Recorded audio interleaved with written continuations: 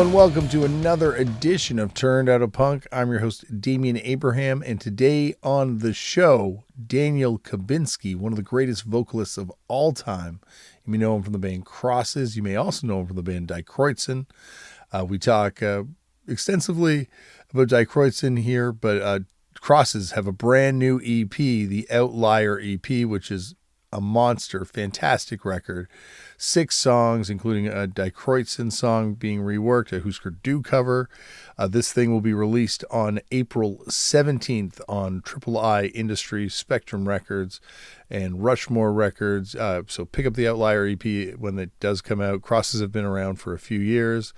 Played a show. You can watch them do a great kind of working live set of Cows and Beer.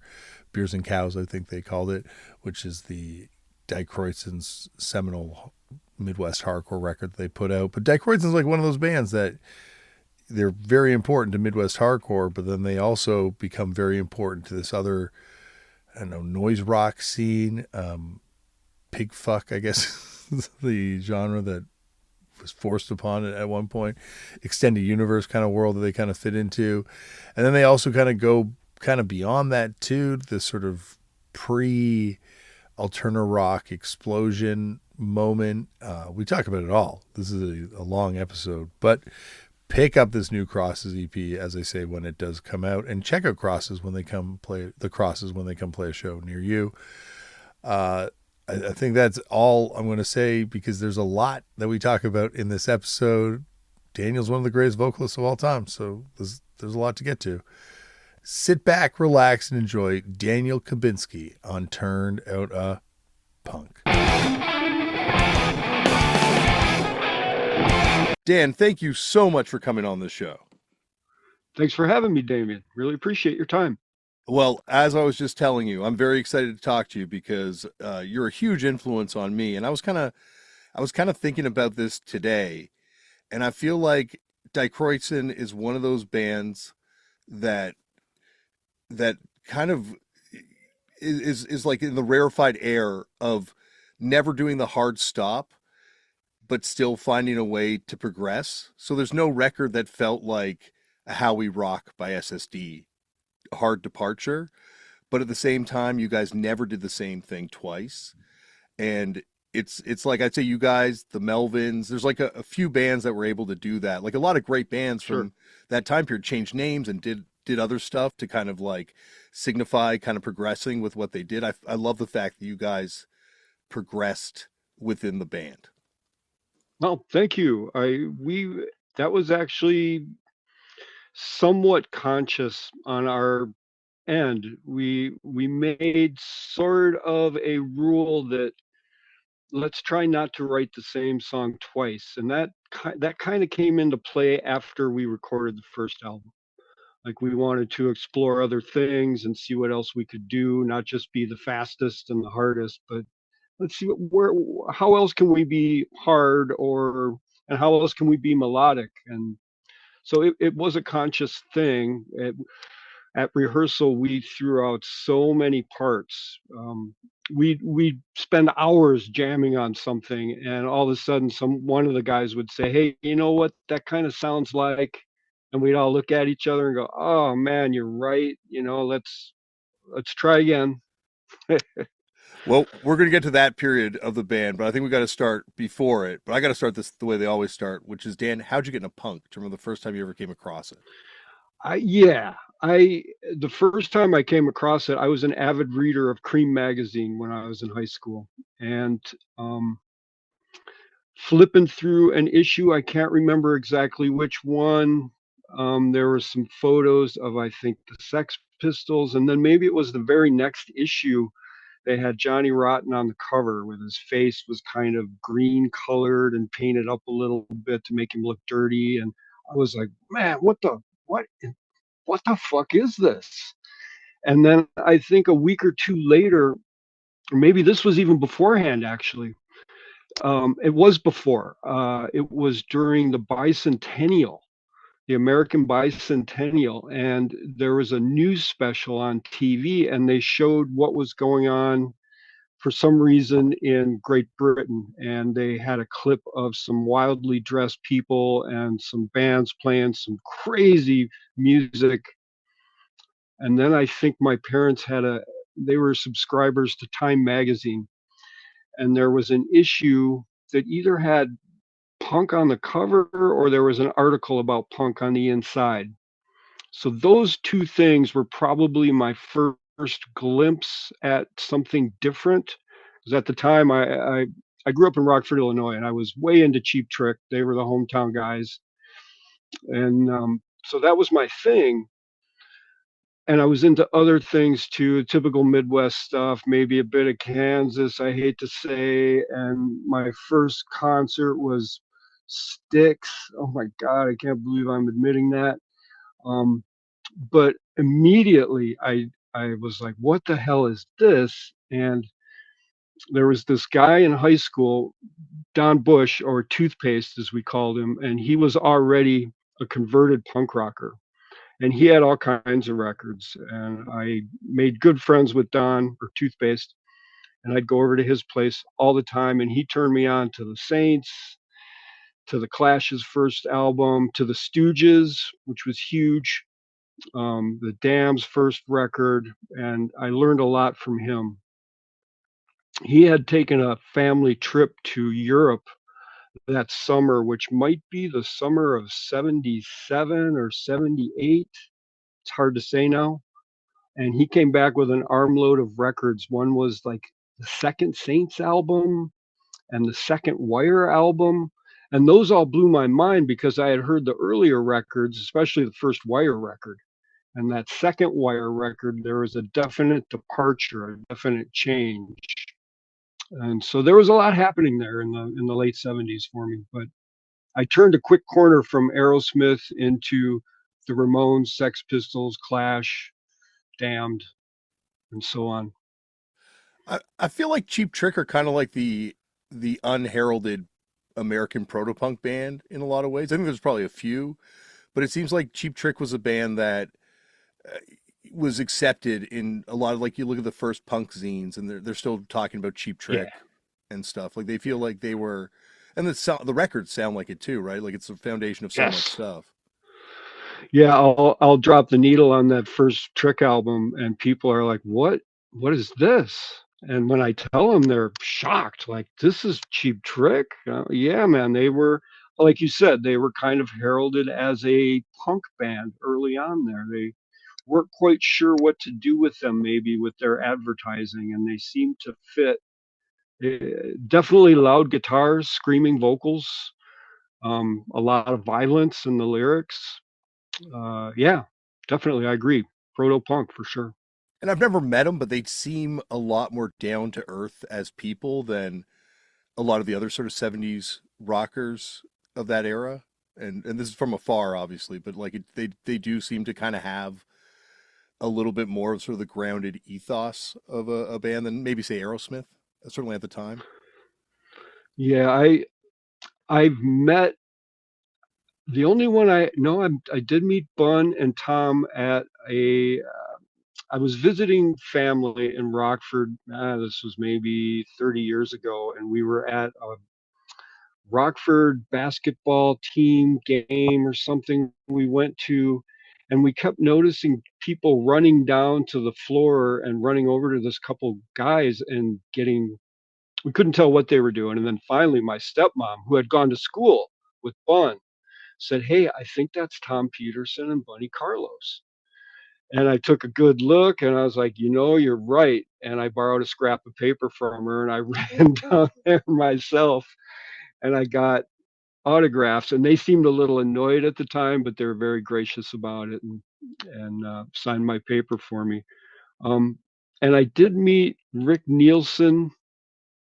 We played. There's a big summer festival here in Milwaukee called Summerfest, and we happened to be playing the same day at the next door stage. Die Kruezen was playing, and we were sporting our Die Kruezen shirts that were similarities between the Cheap Trick logo and the Die Kruezen logo on purpose, of course.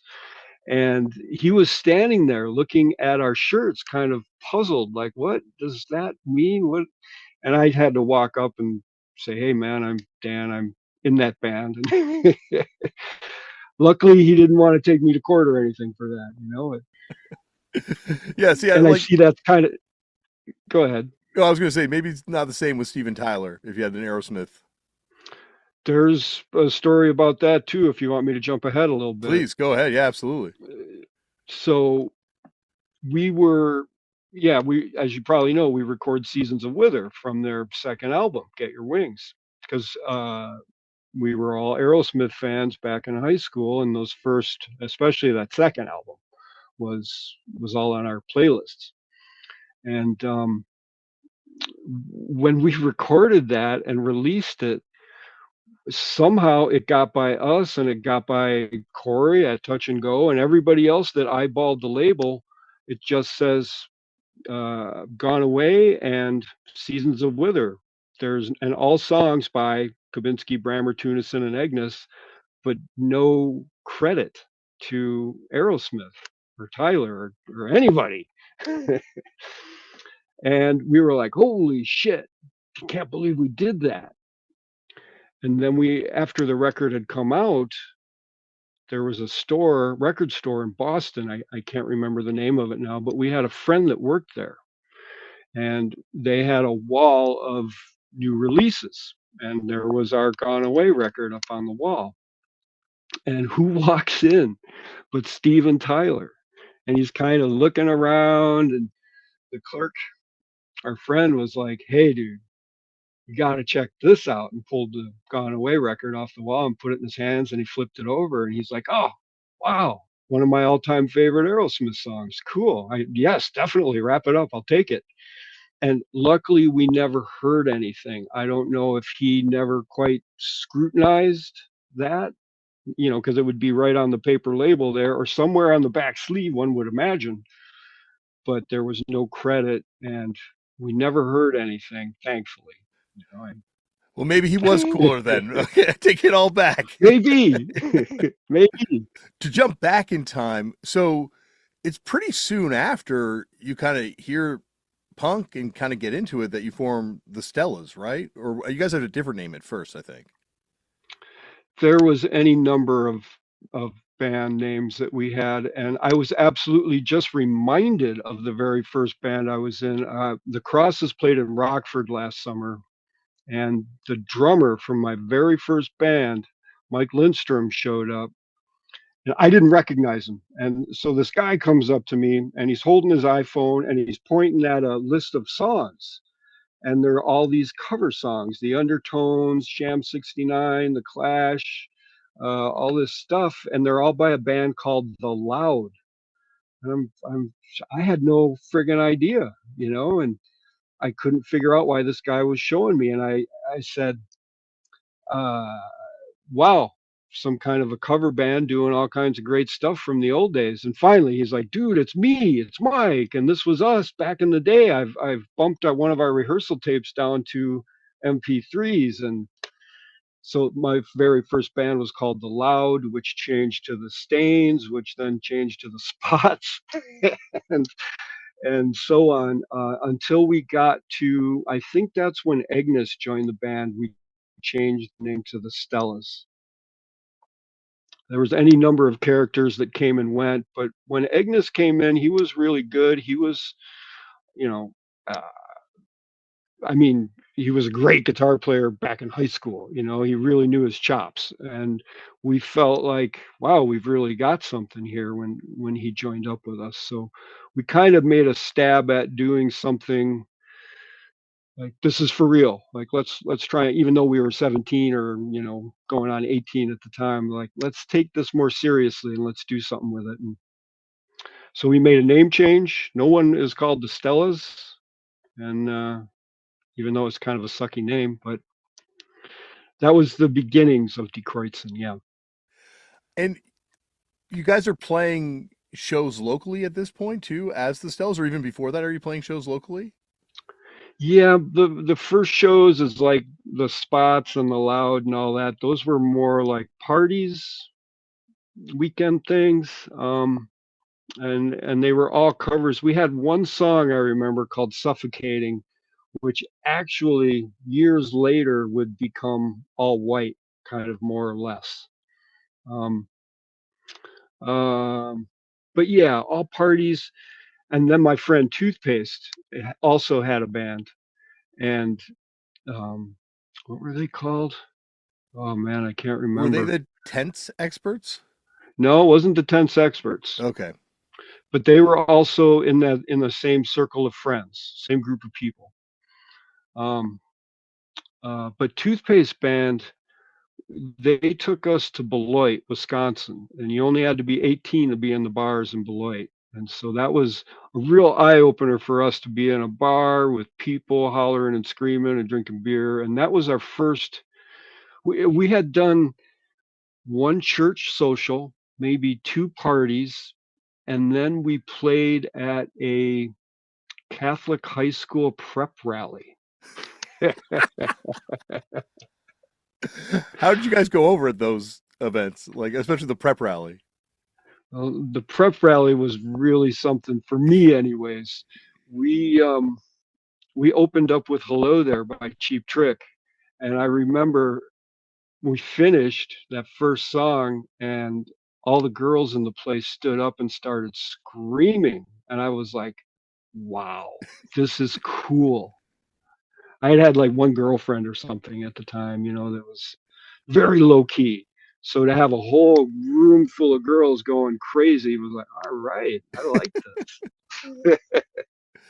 Were there other punk bands? Like I was trying to think of other Rockford punk bands. Like were the Cleaning Ladies from there? Or I'm trying to think of some other first wave Chicago area or Rockford bands, I should say. I have never heard of the Cleaning Ladies. Um, in Rockford, we had a somewhat established band called The Names. Okay. I think they might have even had a 7-inch out. And the one of the guys, Rick Saluga was his name, worked at the record store that I went to all the time, Apple Tree Records, and he would kind of make fun of us um, because we were so young and so dumb. But he changed my world. We walked in there one time, and he dropped the needle on X Los Angeles, and I was like, holy fuck! It's like that. It's like the Steve Jones sound, like raw guitar, but different and cool.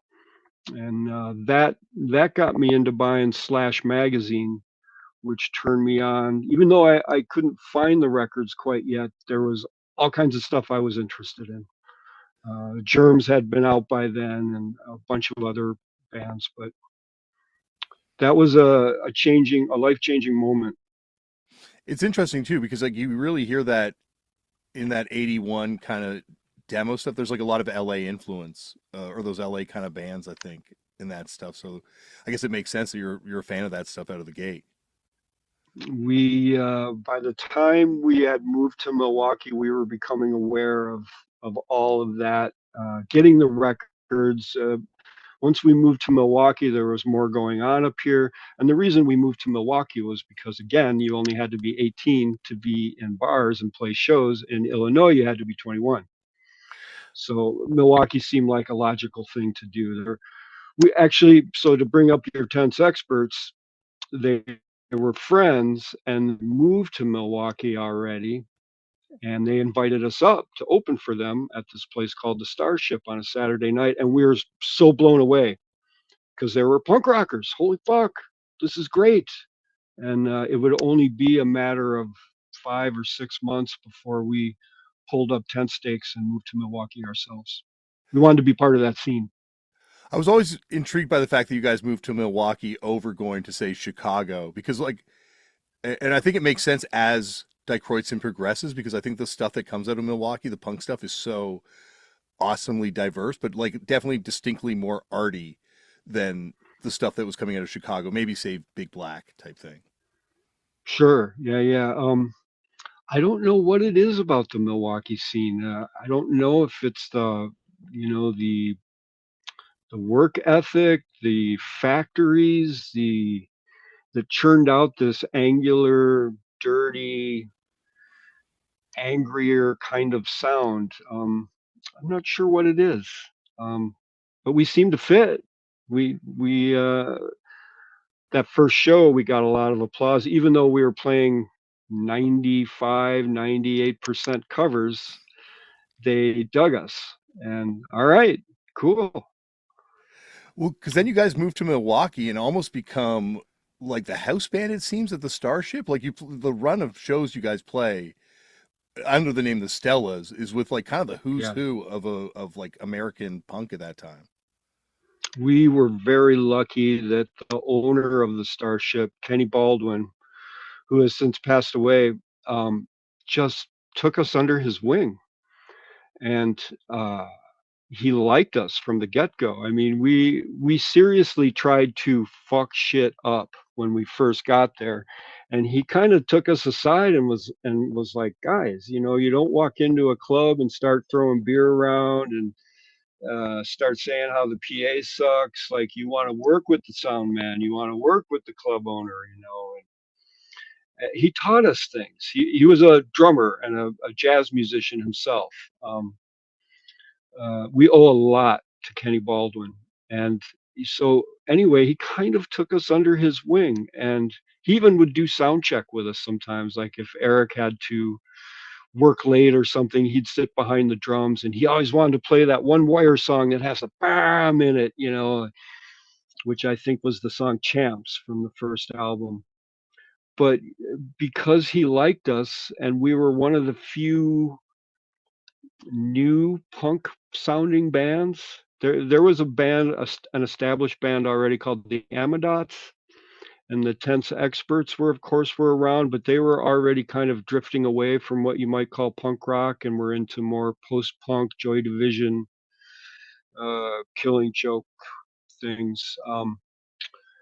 But yeah, because of Kenny, he would we frequented Starship all the time. I mean, even if there was nothing going on, we would just go and hang out at the bar and drink beer. And if we didn't have any money, Kenny would slide us beers across the bar. And hey, I've got this band coming through town, TSOL. You guys want to play? And we were like, fuck yes, dude. Yeah, we love those guys. And Circle Jerks. We got to open for the Damned, which was just huge. And it's actually because of the Damned. So we did the show, and it went over well. There's a lot of people there, and we did well. Um, but we were lucky enough to sit down with, I believe it was Dave and the captain after the show. Everybody was gone, and for sure it was me and Bees, the bass player, sat with those guys, and one of them might have been captain, said, you guys are really, really good. We like you, but maybe just try and play one slow song, because we were bent on playing as fast and as furious as we could. And at the next rehearsal, we pulled that old riff out that I was talking about before. And that's when All White was born. Oh, that's crazy. That's awesome. Uh, we did my band did a tour with the Damned a couple years ago. Oh, really? Yeah, it was unbelievable. Like, like still Wow. the presence is godly, right? Um, Yeah. but Captain told me that he kind of tour managed and helped manage, but not obviously taking a cut, Crass in the beginning. Wow. And sort of, I never knew that. and it's interesting, Rat Scabies too. You kind of hear stories about him kind of helping out younger bands as well. Like they really do seem like more than even the Clash, like the band that really kind of like was in the trenches like that. Right. Right. Well, I can't speak to any of that because I don't know, but they definitely, I mean, we were just so enamored to be playing with our heroes, and to have them say, yeah, we really dig you guys, but maybe just try something a little different. And that, I mean, we always were trying different things, but they were always fast and hard things. And that made us kind of think a little more about what we were doing. It's interesting you brought up the Amadots and the Tense Experts going like that darker, angular kind of way. And I think maybe, the Milwaukee factory thing, it's almost like a Manchester kind of effect. And there is this sort of dark gothic, like like Dark Facade or the Points, even like bands like that had this sort of like darker post punky kind of edge to it, like that. Which you once again, like I see that echoed in your guys' sound too. Milwaukee, I remember it being. We moved here, I think, in September and October, and so it was already getting cold, and the days were getting darker, and downtown Milwaukee wasn't what it is now. It was dirty. Uh, a lot of sailors would come in. There was a port, and there was pornography shops, and it just wasn't the kind of glistening downtown that maybe all downtowns have become now. Uh, and the east side where we moved was dark and dingy, old 3-story homes that have been divided up into 4 or 5 apartments. You didn't know who your neighbors were half the time. People would come and go. And yeah, it was kind of a weird, trippy experience from a kid from clean cut Rockford, Illinois. And I think maybe that hit us all at first right away.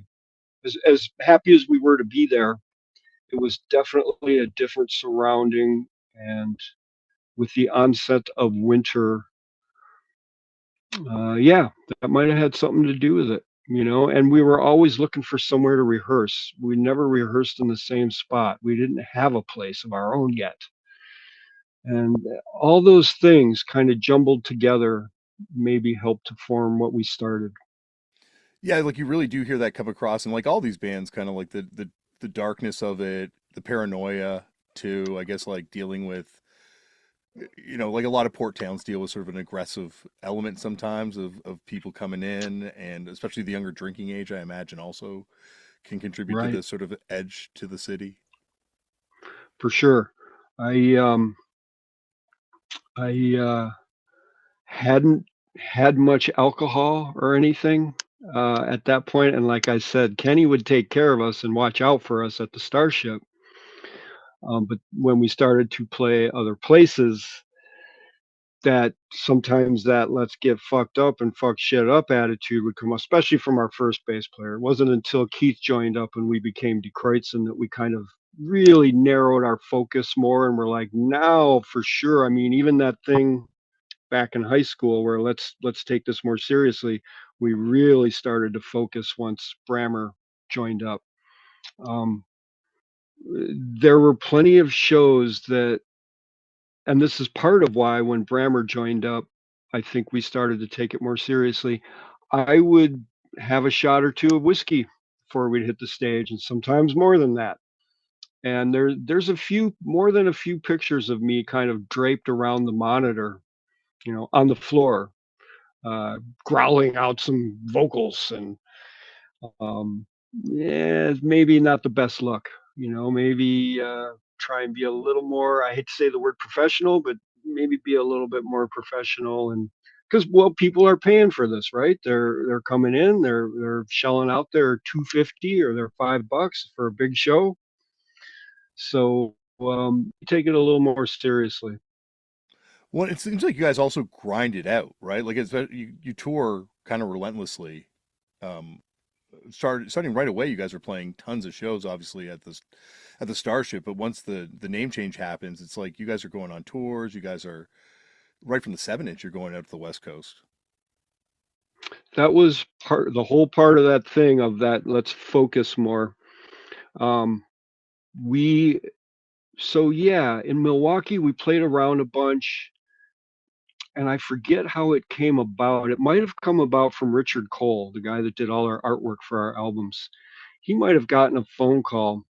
Um, there was a show in Madison that was at a park, Olin Park, and we hadn't played Madison yet. I don't think we'd played anywhere. Oh, we did play Chicago. We can go back to that, but um, that was the first out of Milwaukee still in Wisconsin experience, was going and playing in Madison, and we played with McMensch, and I'm not sure if the Tar Babies had quite been formed yet. They might have been playing as the Bloody Mattresses still. But we met those guys and we're like, fucking A plus. This is cool, man. There's bands not unlike us. Flannel shirt, short hair guys playing a somewhat similar thrashy punk rock. This is cool. And I guess the first to go back to the Chicago show, and this would be with the original bass player Bees. Uh, we would go to Chicago to see. There was a place called Club COD that we heard of somehow, some way, and we went to see the Dead Kennedys and the Necros play. And we made friends with the guy who was putting on the show, a cat named Eric Nihilist. And I think we just simply told him, yeah, we have a band too. If you ever need somebody to open, we'd love to do it. I don't think we had a demo tape with us. Maybe we sent him one, but no, that's not right because um, we didn't record anything with the first bass player Bees. So um, he just took our word for it. And well, we didn't play Club COD, but he turned us on to his friend Roy. And Roy said, I know this band, and they're playing at this club called O'Banion's next month. My friends are called the Effigies, and you guys would be a great band to play with them. And that was our first Chicago gig. And wow, that was cool. Myself personally, after watching the Effigies play, was like, holy fuck, because they really had their shit wired in at that point, you know. And I always kind of looked at them as being big brothers, more or less. They might have only been 2 or 3 years older, but like I said, they had their shit wired, and it was apparent how good they were and that they were going to go somewhere and do something. So those were our first two out of town shows. So would you say the effigies over, because you're playing with kind of prime lineups of Black Flag and DOA before that, and I'd say like those are three bands that people always bring up as being some of the best live bands during that era. Would you say the effigies over the other two? Only because they opened our eyes so much about is so crisp. Oil, the guitar player, was just, I mean, and they were more of a metallic kind of sound, more of a heavy metal kind of thing, which was kind of unheard of at the time. But that, so your question, that's hard to answer because it would only be less than a year later, I think, that DOA, or maybe it was right around the same time, DOA would come through on their Hardcore 81 tour. And holy fucking shit, man. Again, like blown away by the precision and the jumping around and the physicality that they brought with them. And you could tell that they had been doing something for a while, and uh, it really moved us. They're the band that always seems to get brought up on this show, and maybe I just hear it more because I'm from Canada, but as being that band that kind of came through, and maybe it's not 100% reflected on their records, but they were the band that kind of came through, and afterwards bands changed or like changed their approach, and that's why I didn't bring it up to pit bands against each other, but I'm just fascinated that the effigies were almost better at that or that of that level at that point because like they're certainly a band that has a legend to it, but the DOA one is one that looms large around the podcast. Yeah, DOA. We had their early EPs, but once Hardcore 81 came out, and I was actually dating a girl. Actually, it was Lisa Amadot, um, and she had told me about DOA because the Amadots had opened for them maybe 2 years prior at the Starship or a year prior or something, and she was always like, "Oh, you got to see these guys. They fucking rule, man." And we were familiar with them from, oh my God, I'm drawing blanks on those first couple of records. Prisoner, But Disco Sucks, or yeah. There you go. Yes. Um, but when Hardcore 81 came out and then they came through on tour, watching them throw that down with the original lineup, Dave Gregg being added, and watching Chuck Biscuits do that, man, holy fucking shit, dude. And Joey Shithead just standing there, fucking just pouring that shit out. Wow. I mean, that game changer, you know, absolute game changer. Have you ever seen this website, metallipromo.com, that has I, and I'm it's not. metallipromo.com/die.html has a listing with flyers for pretty much every single show Die Kruezen ever played. Wow. It's crazy. No. So according to this, I bring it up now because it says that you guys played with DOA as your second show at the Starship. After you went and played with the Tense Experts and the Prosecutors, and it was a Hardcore 81 tour, and there's a flyer for it too. I'll send you the link to this so you can see it because it's a I would love labor. to see that. Oh, it's incredible. I'm going to be referring a lot to it because it is a invaluable source of information, kind of like this. But it's got some great flyers that I'm sure will bring back memories for you. Well, there was a website a while back by our good friend, bass player Matt, or welder Matt, as he's known.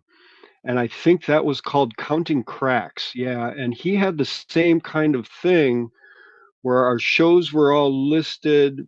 And if there was a flyer, you could look at the flyer. If there was photos, he had the photos. If there was a video or audio, he would have those links. It was crazy. So much information, but I think that's disappeared. So maybe somebody else picked that up and did. And what I wanted to say was he had a lot of things in order, but then there were also a lot of things that were somewhat out of order. I believe that the original bass player was still with us when we played with DOA, but I could be wrong on that. God, it's been so long. I hate to give away my age now, but um, We can kayfabe that. Don't worry, we don't have to give away the age at all. But I feel these guys these guys make reference to Counting Cracks, which unfortunately is no longer around. But I think they've done it for a few different bands because I've certainly seen it for. They've got one for DOA and they've got one for the Adolescents. Um, but they've done kind of this work where they've gone through and gotten all these flyers and tried to organize it into some sort of record, and it's great to cross reference and to see different bands. And like, yeah, there are some mistakes, but I think there's also like a level of just sort of like they're trying to line up the dates with calendars to kind of get everything in order on this thing. And so, as we're talking about this, things are popping out of the memory, and most definitely I can see the poster in my head for the DOA Hardcore 81 in a circle with maybe Dave Gregg jumping up in the air with his guitar and DOA written sideways across it, and then scratched below the picture plus the Stellas. yes. So that's got to be with the original bass player. Yeah. So Yeah. that makes sense that it would be our second show. Yeah. Yeah, like it's funny too because like I'm seeing that flyer right here in front of me right now, and a Oh, very all right. a very reasonable $5 as well. So Wow. There you I would go. gladly pay $5 for that show any day of Yes, the week. me Also, too. the Stellas had a really sick logo. The We the did? the one with the like very angular S and the cross Oh, T. yeah, yeah, yeah. So that was right after we met Richard Cole, and I believe he made some posters and he needed a logo and he designed that. And we live next door to him in this old apartment building, the Norman Apartments in downtown Milwaukee. And I think he might have walked over and kind of showed that to us, and we were like, "Wow, dude, that's that's killer, perfect."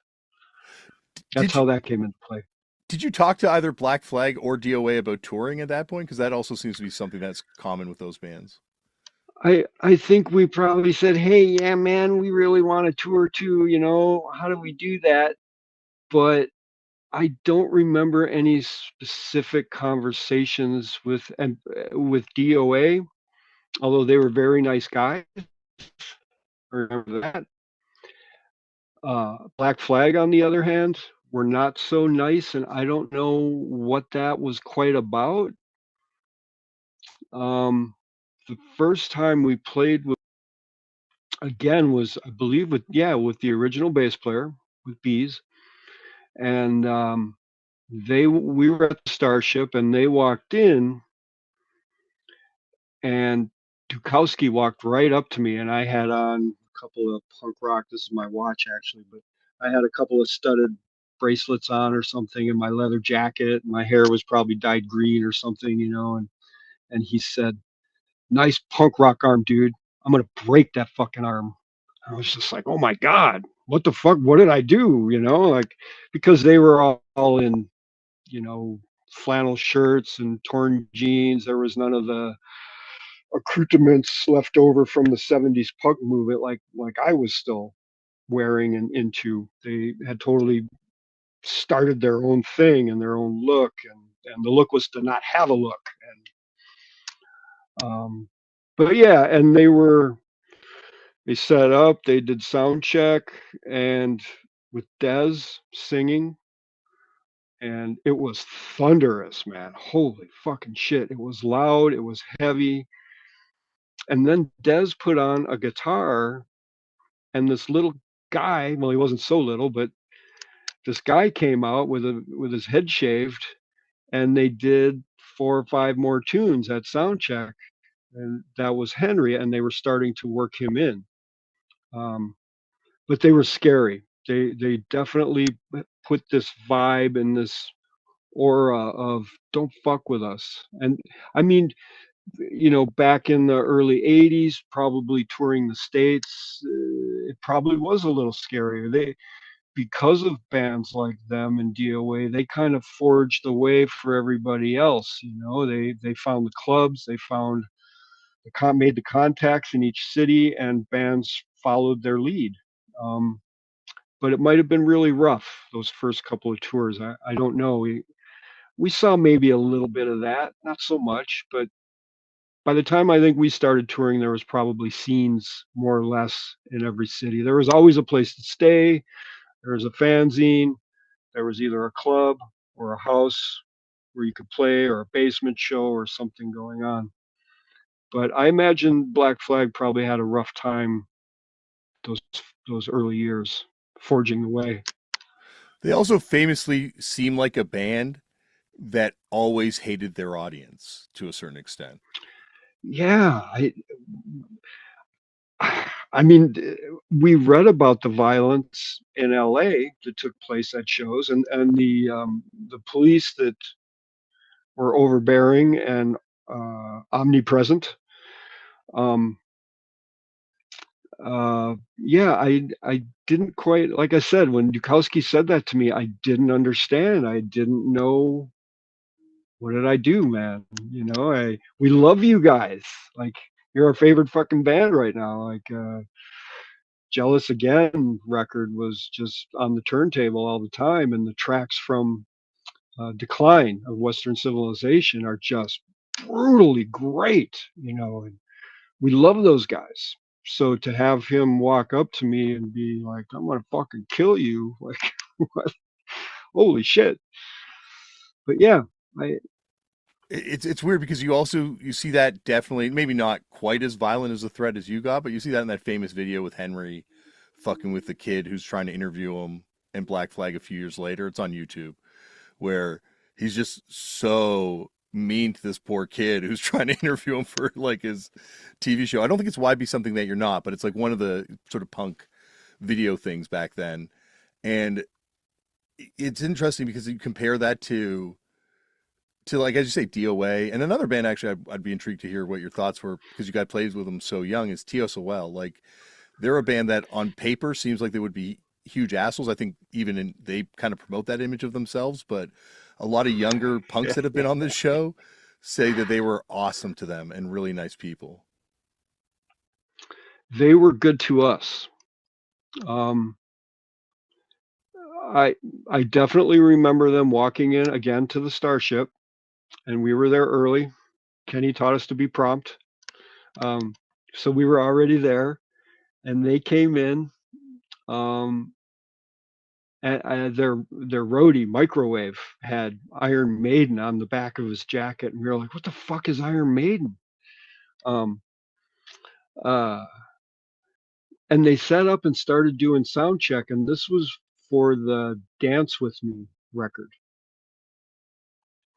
And Jack pulled a chair from one of the tables out on the floor and put it between the two monitors and kind of wrapped his scarf around his neck and sat down with the mic, and of course he was too close to the monitors, and they kept squealing, and he kept wanting more monitors, and they kept squealing because he's sitting down in a folding chair in front of the monitors. And the and the sound man was like, dude, is that how you're going to do the show? Like, you should stand up and do it the way you're going to do it tonight, and so there was a little weirdness there right out of the box. um, but again, we loved that record, and just wanted to talk with those guys, and they were very forthcoming with information, and they were very friendly. um, but what we didn't know was that after the show, so there was a dressing room right off the side of the stage, and the drywall went up about 10 feet and then stopped. And behind the drywall was the old kitchen for the Starship. They used to have a restaurant in there. And that's where our brother Kenny Baldwin had his really nice Ludwig drums back there. And I don't know, one of them had kind of pulled themselves up over the wall and looked back there and saw this nice drum kit and hoisted himself over the wall and started chucking, I think, a couple of stands, cymbal stands, and maybe some other hardware, maybe a couple drums over the wall. And somehow they snuck that shit out and loaded it up into their van. Kenny found out the next day, of course, when he went back there to get his drums to jam, and could only figure that it was who it was. And he asked us, "No, dude, we never saw anything. We don't know. We love you. We don't know anything about this." And he must have called their agent or the contact with the band, and I think they were in like Indianapolis or something that next day. And he read them the riot act, like, "You get my fucking shit back here right now, you fucking clowns." And they did. They actually drove back to Milwaukee and dropped the stuff off. And so, yeah, they could be assholes if they wanted to, I guess. Um, and I've seen that American Hardcore movie where Jack talks a ton of shit like that, but we didn't see any of that. So, Yeah, um, it, yeah, I don't know. Let me cut you off on that because I'm fascinated by it. Like Greg Turkington was on recently and talked about how great they were to him when he was like a little kid, and then uh, Stefan from the Descendants and all was on and talked about how amazing they were to him, and with Massacre guys back in the day. So it does feel like they were really good to younger kids, but then there's also, yeah, the side they kind of promote about their band, certainly in America's Hardcore. And then also like the stories like you're telling about like ripping off the drum kit from the club also seems to be a story that doesn't seem that far out of the realm of reality from other stories I've heard. So it's interesting. Like DOA is a band though where, man, even when I met Joey, when I was first started going to shows, 10 plus years later from this point, but he was still awesome. He's still awesome now. He's like maybe yes, one of the yeah, only cool politicians in Canada. right, yeah. I wish we had politicians like Joey Shithead. Like, Yeah, I wish we had I uh, wish we had a lot more Joey shitheads in Canada, to be honest with you. yes, correct. Me too. Here in the States as well. Yeah. No, he was great dude. They were all super cool and talkative and would answer every and all questions. And in fact, there's two other stories I can tell you about DOA. I'll try and make them quick. We were sitting, uh, so we had done, this would be a couple years later, and we'd be Die Kruezen by this point. And we had done a show in Milwaukee. Fuck. I can't remember where it's at right now. It'll probably pop out of my head in a minute here. But anyway, Tar Babies and Mac Mensch opened up, and Die Kruezen played, and DOA was the headliner. And we all went back to our apartment, the Die Kruezen house, and we were sitting cross-legged on the floor and counting out all the money. And Joey took some of the DOA money, and maybe he pinched a couple of bills from the Mech Mensch and Tar Babies money also, and put it on the Die Kruezen stack and pushed it towards me. And everybody else was like, "Hey, and this is punk rock, like all for one and one for all." And Joey was like, "Oh no, Die Kruezen's about to embark on their first tour, and they could use a little extra cash. They need some gas money to get going." And I was so taken aback by, I already knew how cool the guys were, and this was just yet another layer of like, wow, dude really understands and gets it, you know?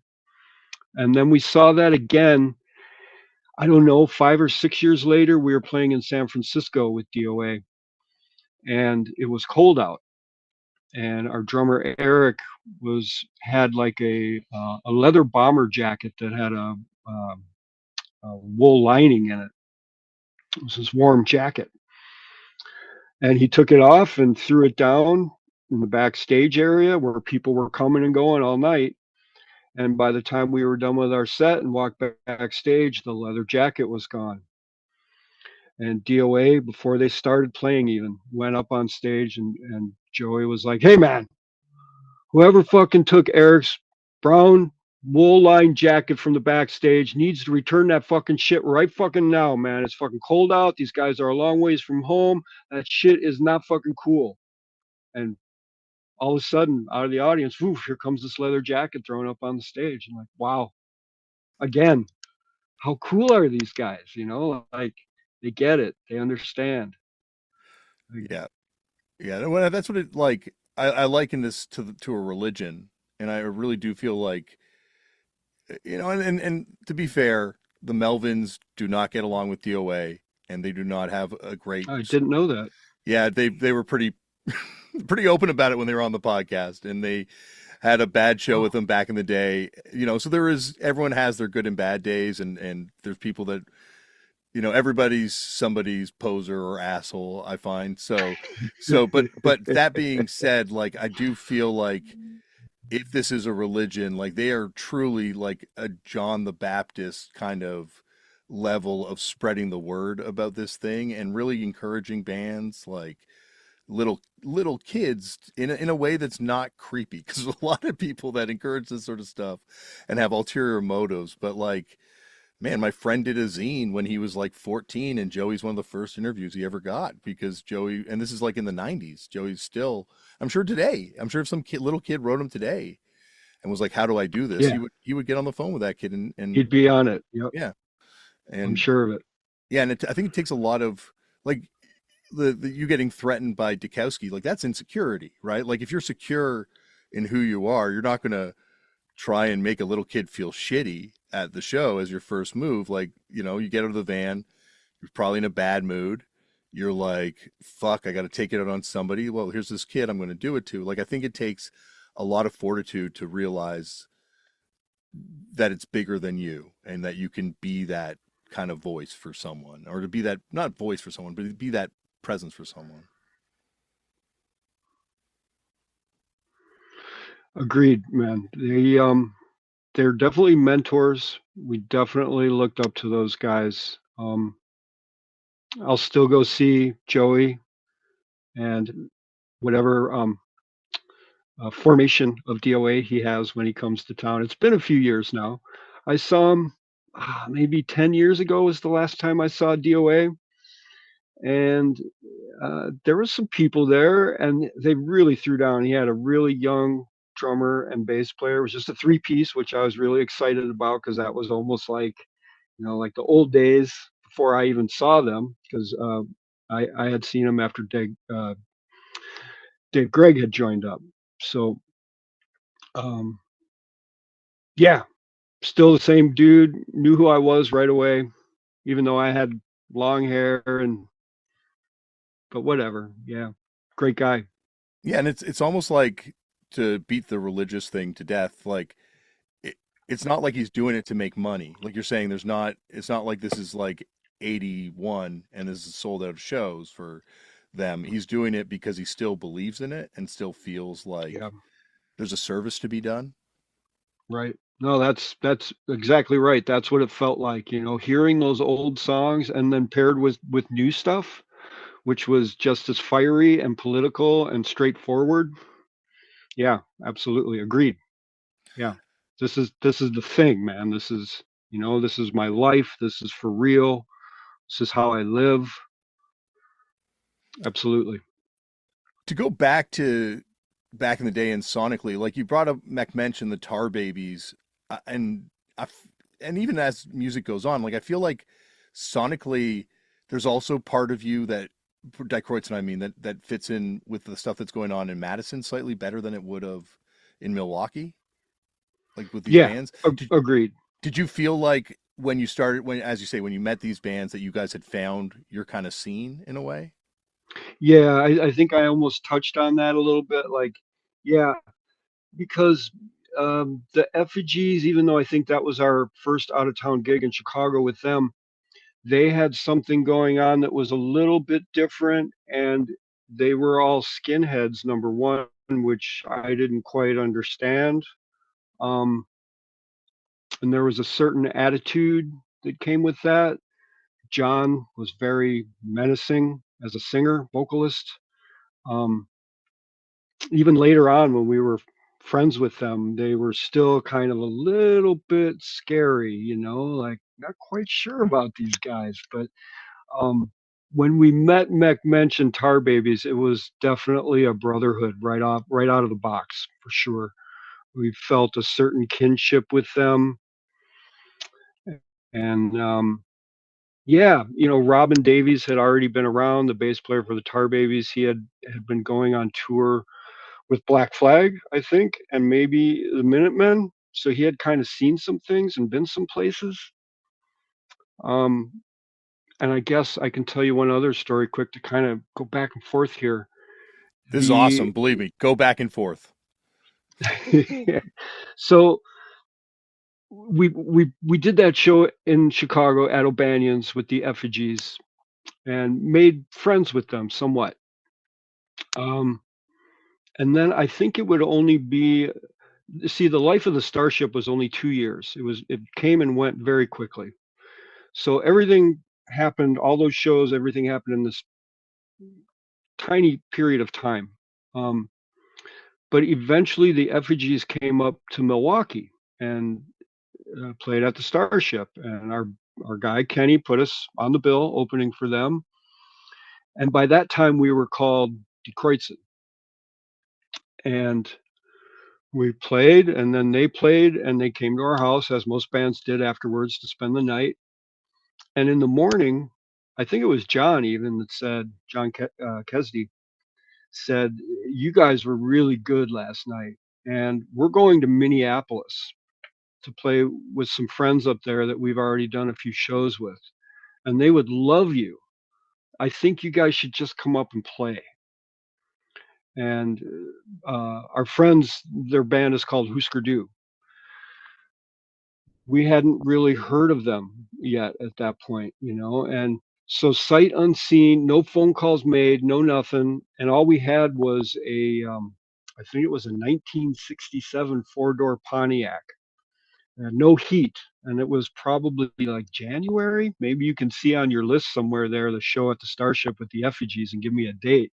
But I remember it was really fucking cold, I think it is in January, and and to give you the date for the show, at least according to this, which may be wrong, your Starship show with the effigies is maybe December 10th, 1981, and that sounds right. it says it's your first show, according to this, as Die Kruezen. Okay, yeah, I think that's right. That would be with Keith Brammer on bass. Yeah. And that's after you record Um, that Starship demo, right? Like, which would have been just around then, or maybe just after or before. I think it might be right after that that we decided we needed to record, and then the Starship demo was born. Okay, sorry, not to cut Um, you off on the effigy story. I mean, but no, no, it's fine. I'm happy to know the date, how these things go in time here. Um, this is going to be like so your diary yeah, when I send you this sheet. Sorry. so we loaded up the '67 Pontiac with no heat and drove the 7 hours or whatever at 55 miles an hour to Minneapolis, and the show was at the 7th Street entry, and somehow we found it. Um, and knocked on the door. Somebody let us in, and the effigies were like, "Oh, cool, you guys made it. Here is," and at that, just at that very moment, Grant Hart kind of jumped off the stage. He had no shoes on. He had like a ripped up t-shirt, and the cuffs of his jeans were all tattered and stuff, and he had a headband on, and he kind of jumped off the stage and did a somersault and stood up in front of me, stuck out his hand and said, "Hey, I'm Grant." And I can't remember which one of the effigies it was, but they said, "Well, these are the guys we were telling you about, and you should let them play." And Grant kind of looked at us and was like, "You guys look all right. They say you're good. Sure." And so we played first, and then the effigies, and then Husker Du. But that, what I wanted to say was, because the effigies did that for us, that forged a very long lasting friendship with Husker Du, and we started doing lots of shows with them, like all the time. And in doing all those shows with them, again, that showed us, like, you can do different things with the music. You can do this, you can do that, because they were always so far ahead of the game. They, whenever we'd see them and be used to the way they sounded at the previous show or the previous record, they had already moved on. They were doing something else. They were trying new sounds, trying new things, and sounded different, almost complete, like a completely different band. Um, so I can't thank Kesdy and the Effigies enough for bringing us along. Like I said, the sight unseen, like, yeah, just come on up. We'll get you on the bill. That did lots for us. Yeah, Husker Du is another band that I think is part that breathes that rarefied air with you guys and the Melvins, and I feel like that's why you guys are so influential on a band like myself that I'm in, because like hardcore is such a powerful thing, but it's like how do you retain that as you age out of it? Because ultimately hardcore is youth music, and as you get older, how do you keep that part of what you're doing, but as you said, like go different places with the sound, try different things, and really be honest to who you are as a person as you're also growing and aging and learning different things, and how do you bring it all in? And I feel like that's it's amazing that there were the bands that were able to do that, because there's so many bands that obviously, once again to ramble, but like did that hard switch at some point and we're like, okay, we're this kind of band now. We're not going to be doing this anymore. Right, right. Which can be very disappointing. But maybe the definition of punk, for me anyways, and or hardcore, is to be yourself. um I think we always used to say live for yourself and live for the day, is in one of our early Die Kruezen songs. And to be, to not give a fuck, to do what makes you happy. If you're an artist, a painter, a sculptor, whatever, create what makes you happy. Do what you want to do. And I'm preaching to the choir here, but I think that still stands. And like you just said, you can still find that. You can still be creative. And today there's plenty of fodder for me, anyways, with lyrics, to say "fuck you." Um, yeah, punk is within you. Just let it out. Be yourself. Be who you are. Do what you want to do, and fuck everything else, man. As long as you're happy, you got one life. Fucking live it. There's certainly like in LA, almost like a lot of these, like hardcore kind of comes in and drives out that sort of first wave punk people. Famously in LA, it's talked about, but like you do see it in other scenes as sort of hardcore is coming in, and there's almost like this hard switch. So it's easy to see why these bands didn't really see a way of transitioning within hardcore. But because you guys are in this scene in Milwaukee playing with all these arty bands, like I imagine there wouldn't necessarily be the same sort of external pressures on you creatively, and the dogma around what it means to be a quote unquote hardcore band versus what it means to be a band like the Tense Experts or Amadots or all these other fantastic bands. Like there's not us versus them in the same way, at least once again from the outside. There really wasn't any other punk or hardcore bands in Milwaukee. It would be a few years before they started to pop up. Bands like um, GFO is one of the first ones that comes to mind. Or our original bass player Bees would shoot off to start Sacred Order. Um, um and their drummer Jay Tiller had, what were they called, Vapor Lock, which was a two-piece band, guitars and drums, and super fast and more instrumental than I think any singing going on. So things started to happen, but really slow. And to tell you the truth, brother, we took a lot of shit for being punk rockers.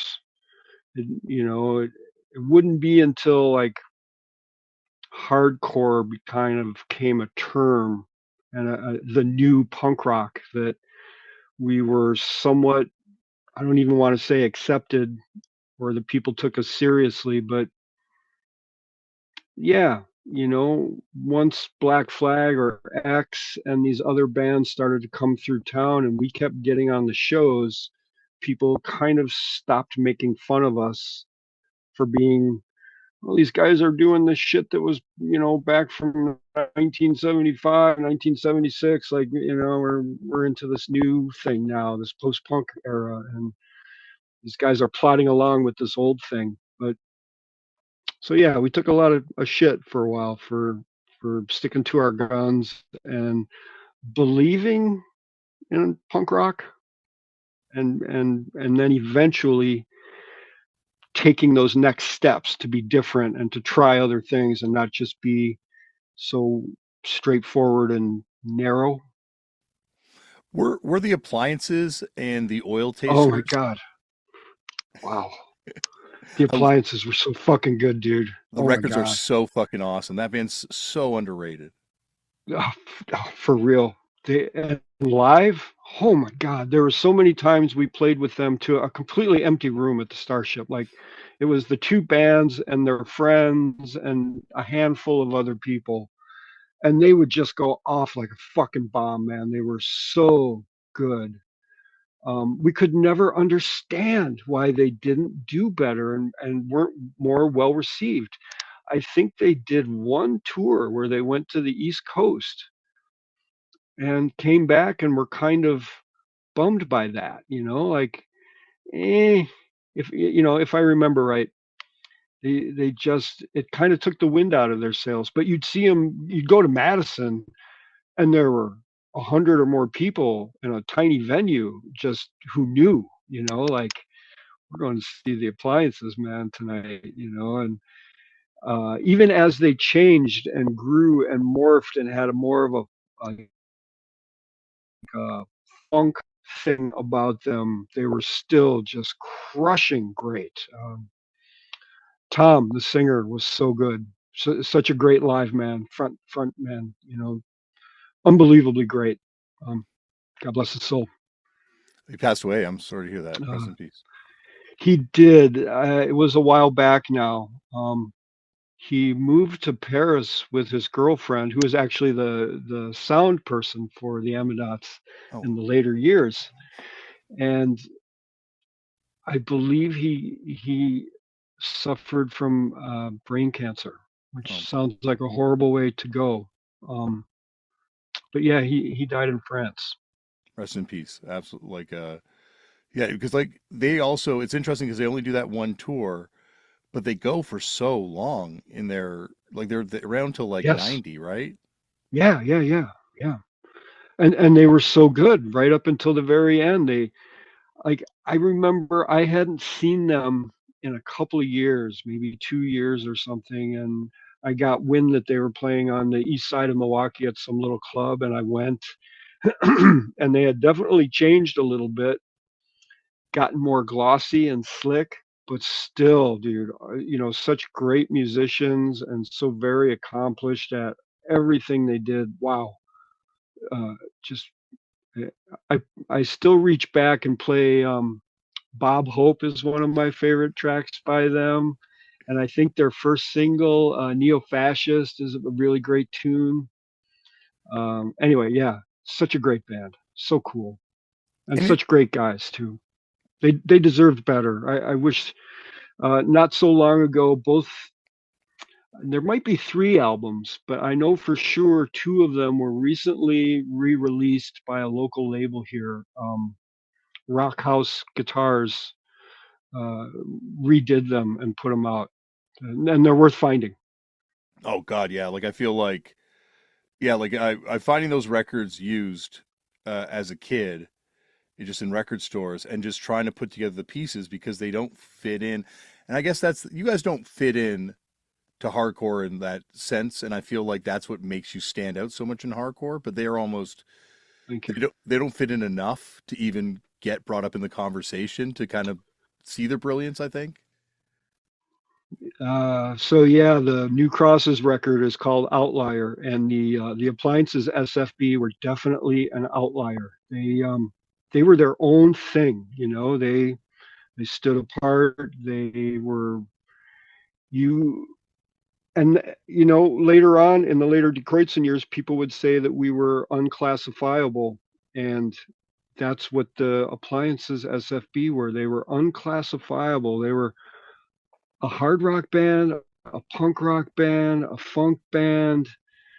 Um, Noise stuff ah, too, and yeah, crazy noise stuff.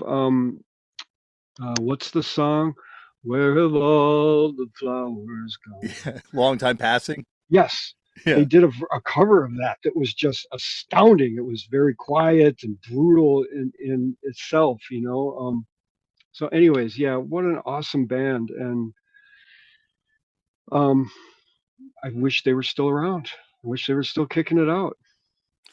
Another band that I think toured a little bit that got out from Milwaukee was and you guys played with them over the years a few times with the Oil Tasters too. Yes, the Oil Tasters were one of the first bands I think we started to see when we first moved to Milwaukee, and they blew our minds. There was no guitar, like, and the bass player Richard was so good, and the drummer was killer, and the sax player, uh, it was outlandish how good they were. And they'd start to play, and the entire place would get up and run to the dance floor and start throwing themselves around and dancing. And it was always a great time to see the Oil Tasters.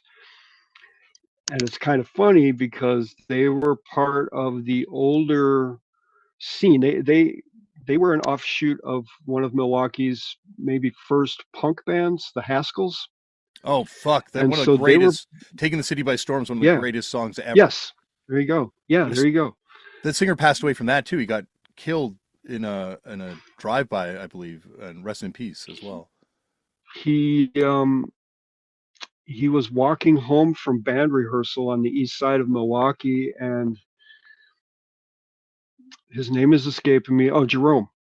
Um, and it was a summer evening. I remember hearing about it because Die Kruezen was on tour, and um, he walked past one of the old houses, and there was some kids up on a porch, some younger folks, and Jerome was had kind of long shaggy hair and tight jeans on and maybe a long leather coat, and they threw something derogatory at him, hey fucking asshole, whatever, I'm not going to say the word. um and uh, that wasn't quite enough for them, and he might have said something back to knowing Jerome, but Jerome was a really nice guy. But he might have said something back, fuck you, whatever, and kept walking. But the story goes, they ran off the porch and got in front of him and stopped him. What are you going to do about it, man? And the one kid just threw a punch across his jaw, and he fell backwards and hit his head and never woke up from that. Oh wow, I always Yeah. heard it was a shooting of some sort, but that's horrible too, obviously. No, it was a punch to the jaw, if I remember correctly, and falling to the cement pavement and hitting his head, and the lights went out. I Man, think he might have been in the hospital for a day or two with brain swelling, but he didn't recover. I'm so sorry. Rest in peace. A lot of Grant Hart too. I don't think I said rest in peace about Grant Hart as well, but Yeah, sadly, for sure. Yes. Yeah. um, to transition awkwardly back to music talk, was the saxophone in the Oil Tasters at all an influence on you guys later on getting the sax? Um, Dude, he was actually the cool guy to us. Richard, the bass player, was he could kind of look down his nose at us, all these fucking punk kids again. What the fuck, Even though we fucking love those guys, we'd save our money all week to pay the 250 to come in and dance to the Oil Tasters, to throw ourselves around. And Caleb was very cool. Aside from So no, I don't know if the sax really inspired us to do anything, but it was so cool to that there was no guitar, and it was the bass and the drums were holding it down while the sax was just fucking going, and sometimes he'd switch to a little electric keyboard and do some stuff on that. Um, but he turned out to be our buddy, Caleb did. He on the side was doing sound and had a couple of different PAs. He had a big PA and a couple of smaller ones. And when Die Kruezen started to put on our own shows, we would rent these vocal PAs and a couple of monitors from Caleb, and he would make sure we knew how to run it. Like, this is plug this, don't plug it in there, plug it in here, and make sure you run this one. You can connect to this one, and we'd bring him his $100 afterwards or whatever it was, $50, and everybody was happy. And so he talked highly of us that we could take care of business. And of course, we loved him because he was in the Oil Tasters. And I still see him around from time to time. Great dude. Uh, Um, a Milwaukee band that is definitely more on the generic hardcore or capital H hardcore side of things that was immortalized by your later on tour mates, the Meat Men, the Clip Boys. Uh, do you remember the Clip Boys showed? I've been obsessed with this band since I heard them on the Meat Men. I think it's Super Bikes. They make or they bring up the Clip Boys at some the point. Clint Boys. Yeah. Yeah. Oh, like Yeah. so. I've been intrigued by this band since then. I love that record, but do you remember when they showed up? Those kids? I do. It was a little bit later. Um, our first album no, maybe not. Might not have been out yet. Maybe it was only Cows and Beer was out. And they kind of burst onto the scene, and at first we were like, what the fuck, who are these guys? Because they were, all their songs kind of had slogans to them, and like Slogan Boy, and Yeah. uh, we don't play the game, which I think I sung on that on their first 7-inch. I did some backgrounds on that. You did? I had And no idea. I don't have my copy of it doesn't have an insert, so I had no idea that you sang on that. That's fucking awesome. I think yeah, if you listen, you can kind of hear me going, "We don't play the game" in the background. Um, Gay's okay too. You're right. There's a lot of Gay's slogans. okay. Yeah, yeah, yeah. Um, but they were very. I don't know the words to put it. I don't want to say self-righteous, but they kind of were. At least Michael, the bass player singer, was like, "Now you guys." You should, and la la la. Um, but they were responsible for bringing Minor Threat to town, and thus the Clip Boys opened, and then Die Kruezen played, and then Minor Threat, and that's how we met those guys. And they were around. The Clip Boys were around for quite some time. One 7-inch, maybe two. I think there's. I only know the I one, but maybe there's a second one. There's the one with the like the peace sign kind of wrapped around the globe. I Yeah, think that's the We Don't Play the Game that's the one 7. I got. Yeah. Yeah. Um, there might have been another one, or there might have been a cassette tape I'm thinking of. Um, but years later, Die Kruezen would be playing in New York City at, I think it was the Peppermint Lounge, and we were doing sound check in the afternoon. I think maybe Oktoberfile was out, and so that was getting good reviews, like especially in New York City.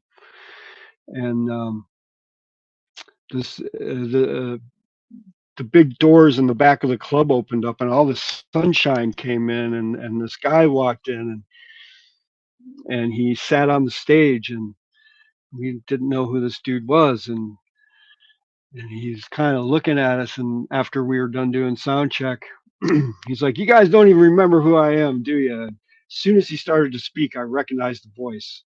Michael had a very distinct voice. Michael from the Clip Boys had been living in New York for a few years, and I think he was doing some acting, maybe some TV commercials and some other things.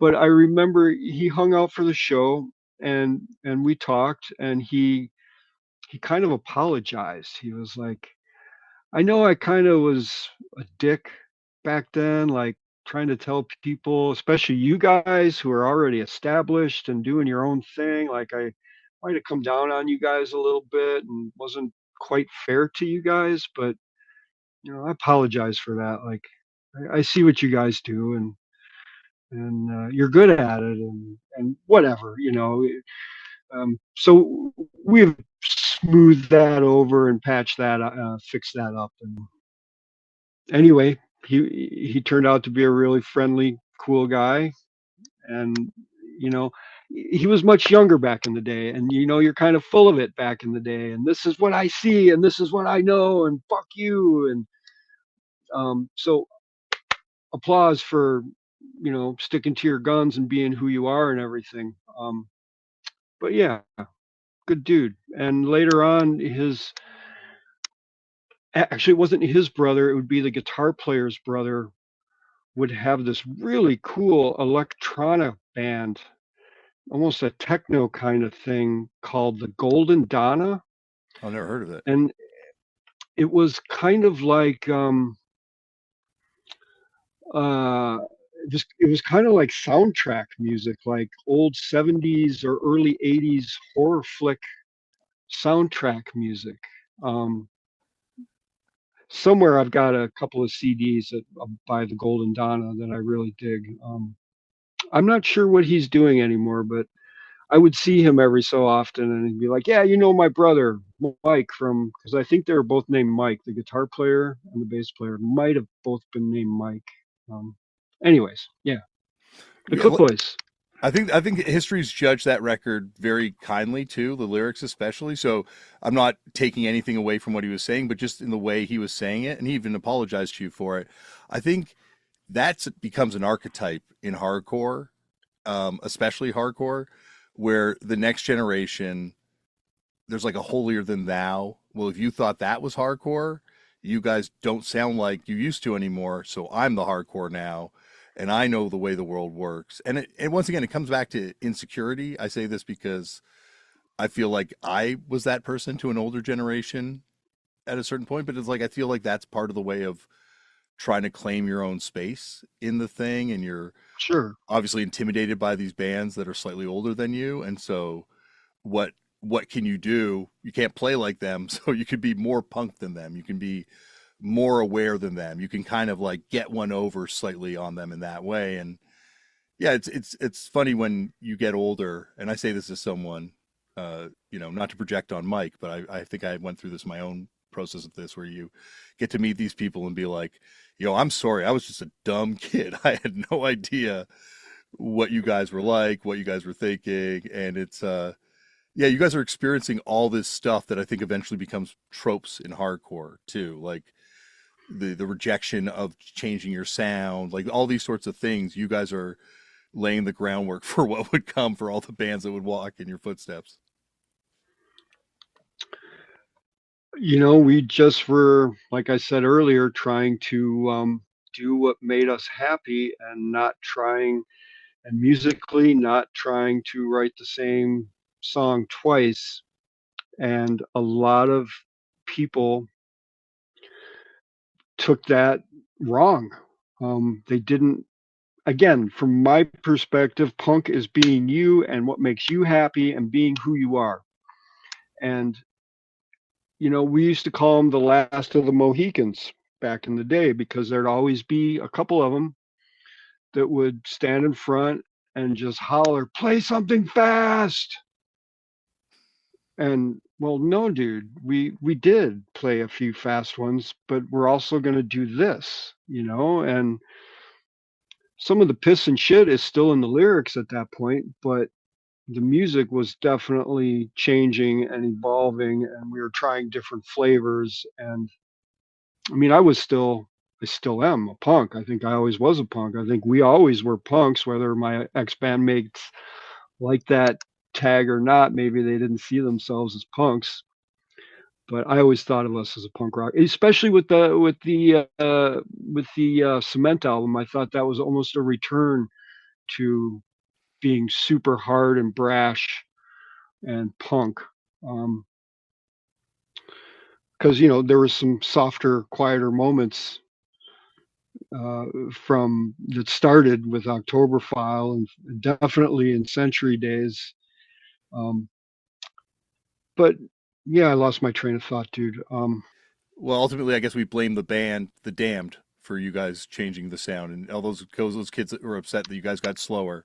That's where you rarely plays it on Captain Sensible's shoulder. Yes, But yeah, I feel like a big realization I had when I started experiencing some of that sort of backlash from people is that ultimately we're tools for people's nostalgia when we make music. Like people are going to associate what we did with a certain time in their lives, and sure, I feel like as we change, there's almost like a rejection that the fan, and I say this as being on both sides of this, feels like, oh, we're not good enough for you. You got to get like a whole new fan base now. You got to get new chops. Like the stuff that I like's not cool anymore, and like there is like an insecurity to it. Like that, and that's I think as you get older, at least as I got older, I was able to recognize that in myself at certain points, being like, this band didn't start sucking at a certain point. I just am so nostalgic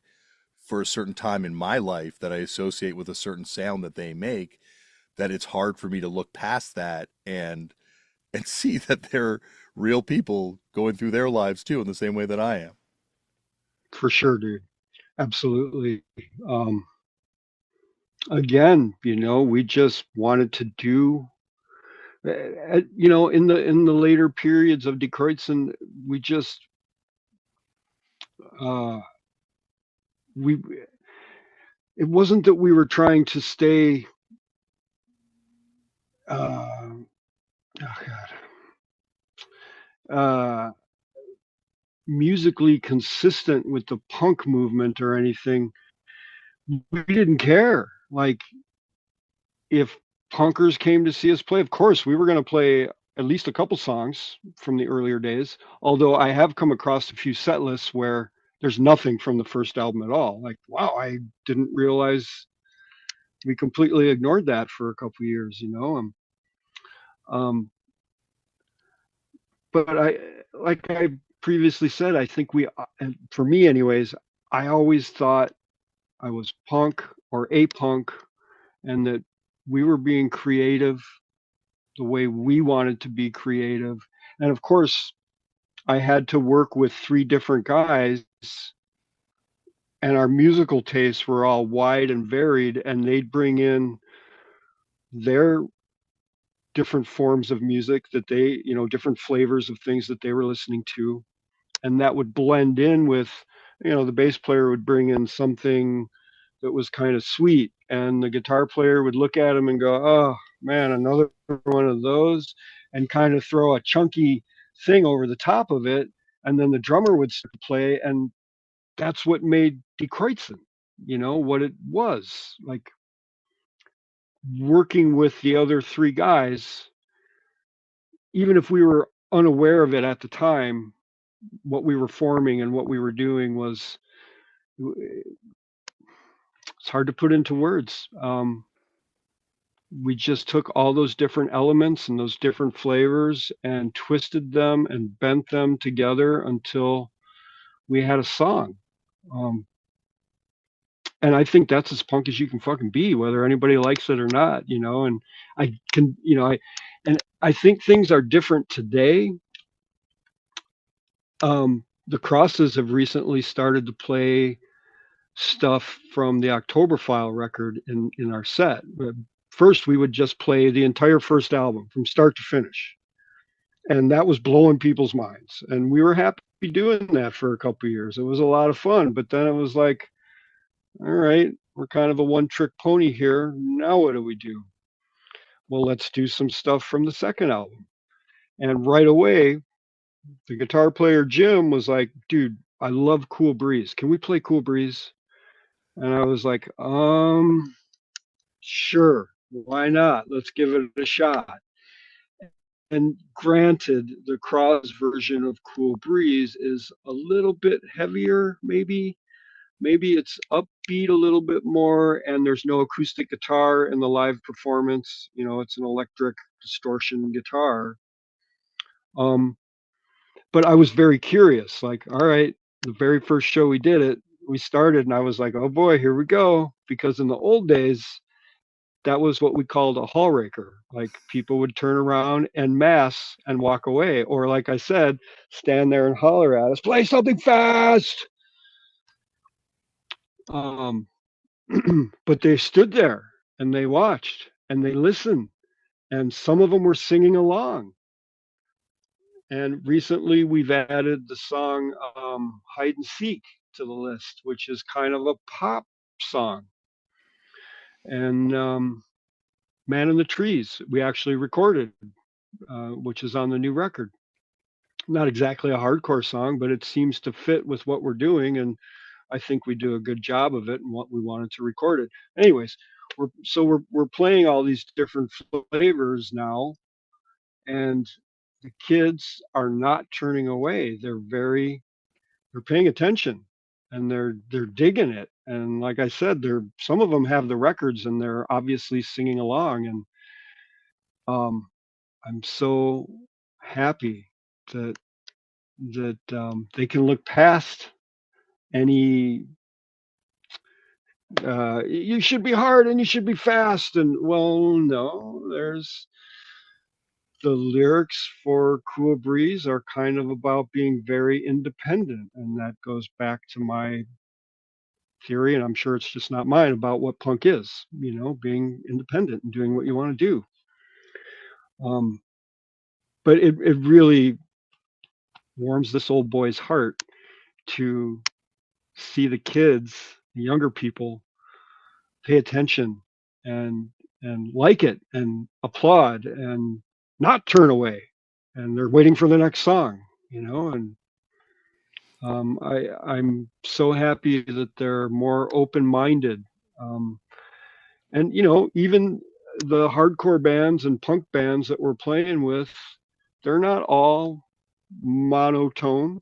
They have different things going on. um, yeah, it's different yet the same today. Yeah, I feel like hardcore, and this is after my time, so I'm not laying claim to this. I feel like this generation, and maybe the generation just before this even, finally caught up to what it thought it was. Like, we're going to be open minded. We're a place that allows marginalized voices to come up here and speak. Like, it finally is what I think it always thought it was. And as you know from being involved in it, And even by the time I'm involved in it, it certainly wasn't actually like that in execution. Whereas today, like you're saying, I do think it is become this sort of like amazing, idealized place for young people where they can be free and be themselves. And yeah, you don't have someone yelling at you because you're playing a slow song anymore. Like I feel like, there's a lot of shit that's talked about young people, but I feel like they're musically educated in a way that Yes, no other generation could be, right? We couldn't afford to be. You had to buy music like that. right. And admittedly, they have it a little bit easier. They can simply Google something and check it out. Back in the day, we had to go to the show or go to the record store, and hopefully they had the record in stock, or drive to Chicago and shop at Wax Trax because they probably had it, where Milwaukee didn't, or Rockford, Illinois certainly didn't have it. So that probably factors in that they can see and hear things, and it helps them, maybe not helps them, but they have a better understanding of a more openness to different flavors and different types of music. Um, yeah, Like, yeah, it feels like at a certain point with music, and you could obviously always be into different stuff, but like to be a deep head about something, you had to kind of pick your lane because you only had so much money to buy these records out there. And like you're saying, there's a trade-off. Like you don't have the excitement of finding the appliances and then spending 10 years trying to put the pieces of this puzzle together about who this band is. Like, which is what I love that. That was such a huge part of my musical experience is doing that. But at the same yeah. time, you do have the ability to go and find out, oh, this band, The Appliance, has all these records and I can understand them. And just to bring it back to Die Kruezen, I feel like to me, you guys were always a punk hardcore band because it's not like there's a point where you become a glam band or you become a jangle pop band post REM. Like you were always true to the thesis that was Die Kruezen, which, like you're saying, that's what punk is to me. Like it's not a sound; it's being true to the thesis. And it's funny you mentioned those few bands there because they were definitely influences. There were so many cassette tapes in our tour van.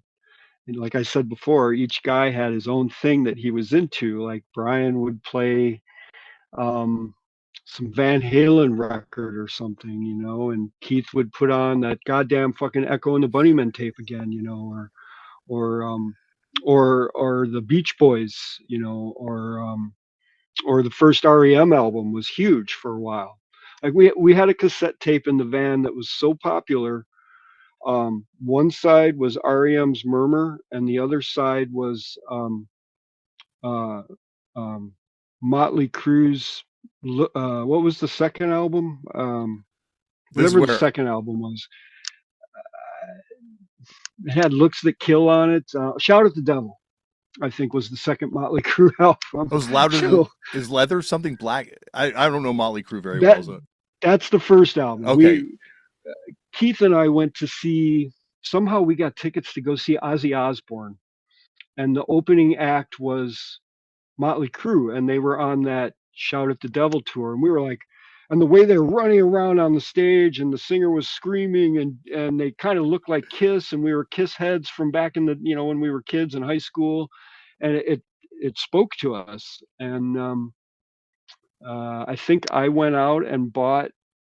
I did. I bought both "Shout at the Devil" and "Murmur" at the same time at the record store, and the guy looked at me and he's like, "Are these both for you?" Like he couldn't comprehend.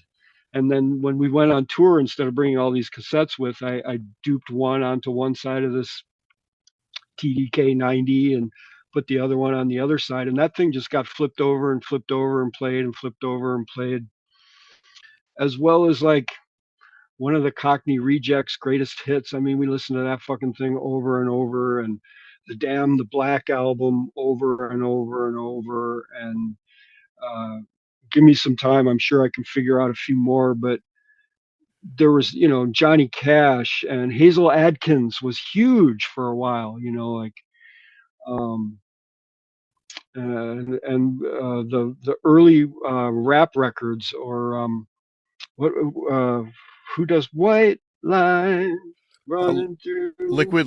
my no Oh, I the where like the white lines thing is flipped from Grant yes, Grandmaster Grandmaster Flash. Flash. Yeah, sorry. Yeah. And the other one, Wiggy Wiggy Wiggy. Man, I can't remember this stuff anymore. But those were they were so weird. We were like, well, we're driving for hours on end, like anything for entertainment, you know. So all this different music floated in and out of the truck, and definitely influenced our not only our world and our surroundings, but I think the way we created music together. Were you guys into Hawkwind at all? Because you wind up playing with Hawkwind later on, right? We, to a certain extent, we had heard a few things, but no, there were no Hawkwind heads in the band until we played with them.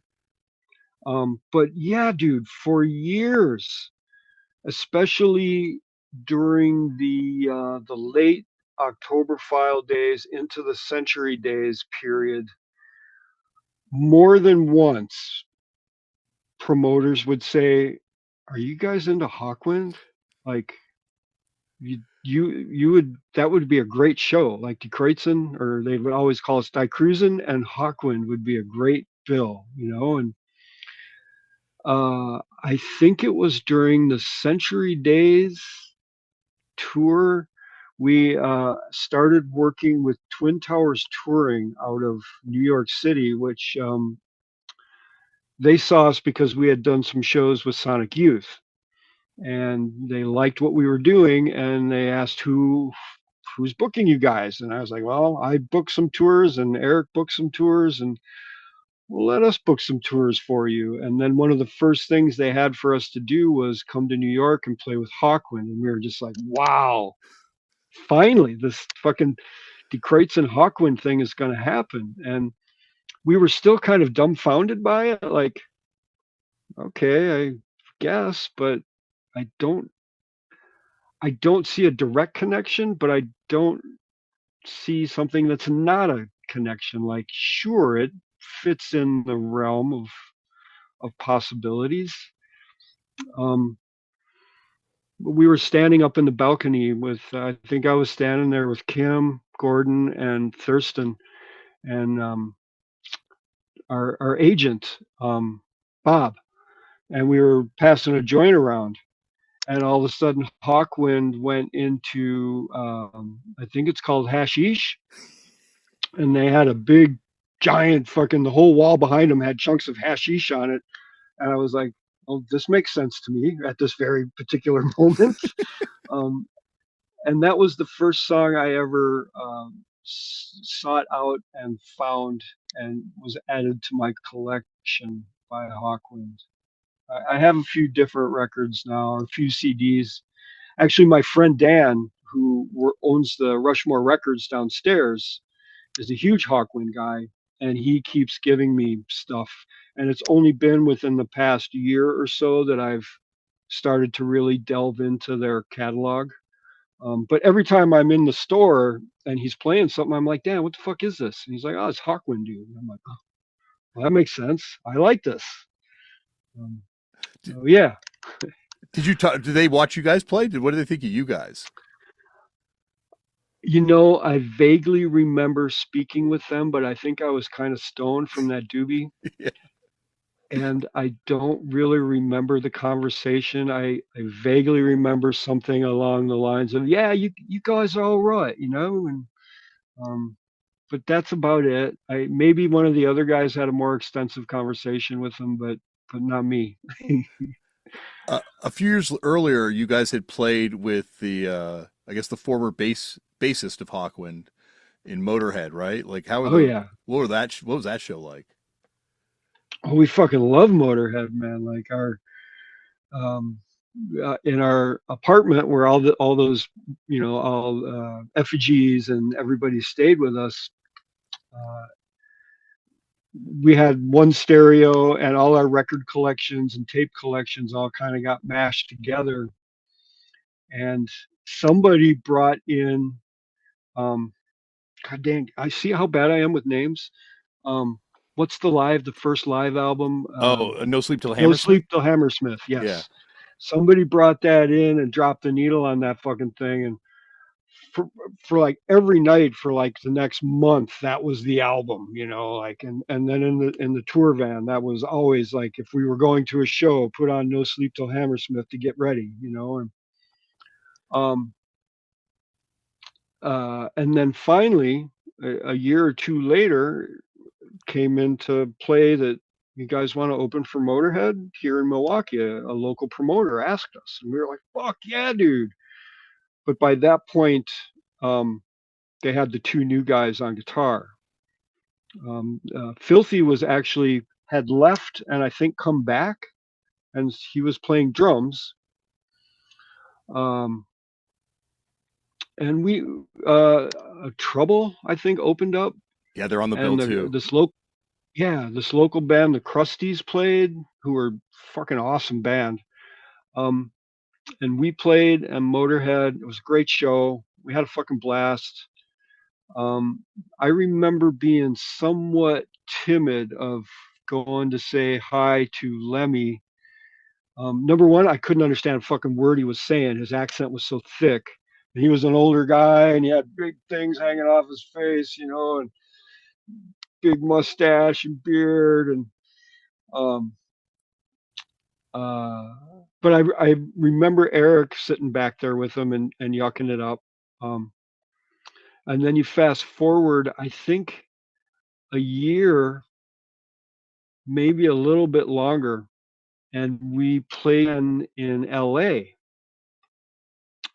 at the Olympic Auditorium, which was, we walked into that place in the afternoon to load our gear in, and Motorhead was on stage doing sound check, and Lemmy was doing his vocal check, and he was just going, and it was carrying.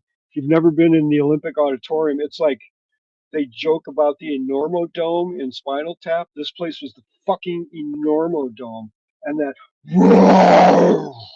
was just like Satan or a demon from hell, like echoing through the whole place. And right away, it kind of sent a shiver down my spine, like, oh my God. And the place was just fuck. DOA played that show too. It was the Necros and DOA, and I think White Flag and Die Kruezen and Motorhead. And we played, and of course we played some of our, like Cool Breeze and maybe some stuff like Octoberfile, which is a little slower. And it didn't go over so well, and I guess it didn't really go over well with Lemmy. He didn't. He must have been watching us from the wings for a while or something.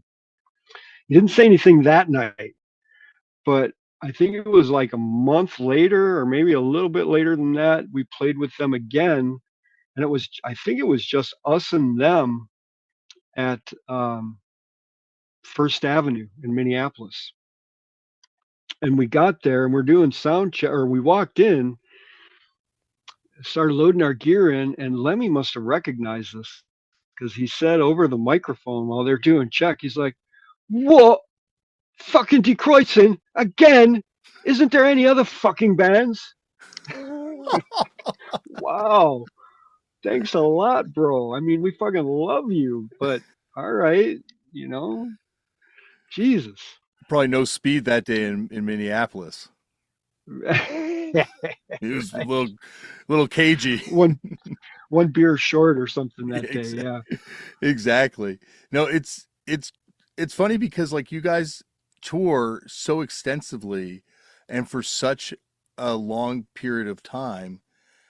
I imagine you see, well, I know you see bands at different points in their career, and you're seeing people like you play with Flipper really early on, and then you have Yeah. that run of shows with Flipper where they canceled, and I don't know what they were going through at that point, but from a lot of stories you hear, it was a rough '80s for Flipper as time would go on. Um, do you remember when that started rearing its ugly head in the scene? Like, you remember you started seeing more hard drugs showing up in hardcore, heroin, and things like that? Yeah, I think it was always kind of around, and I was, like I said, I was a young kid from Rockford, Illinois. It was a very plastic, safe city,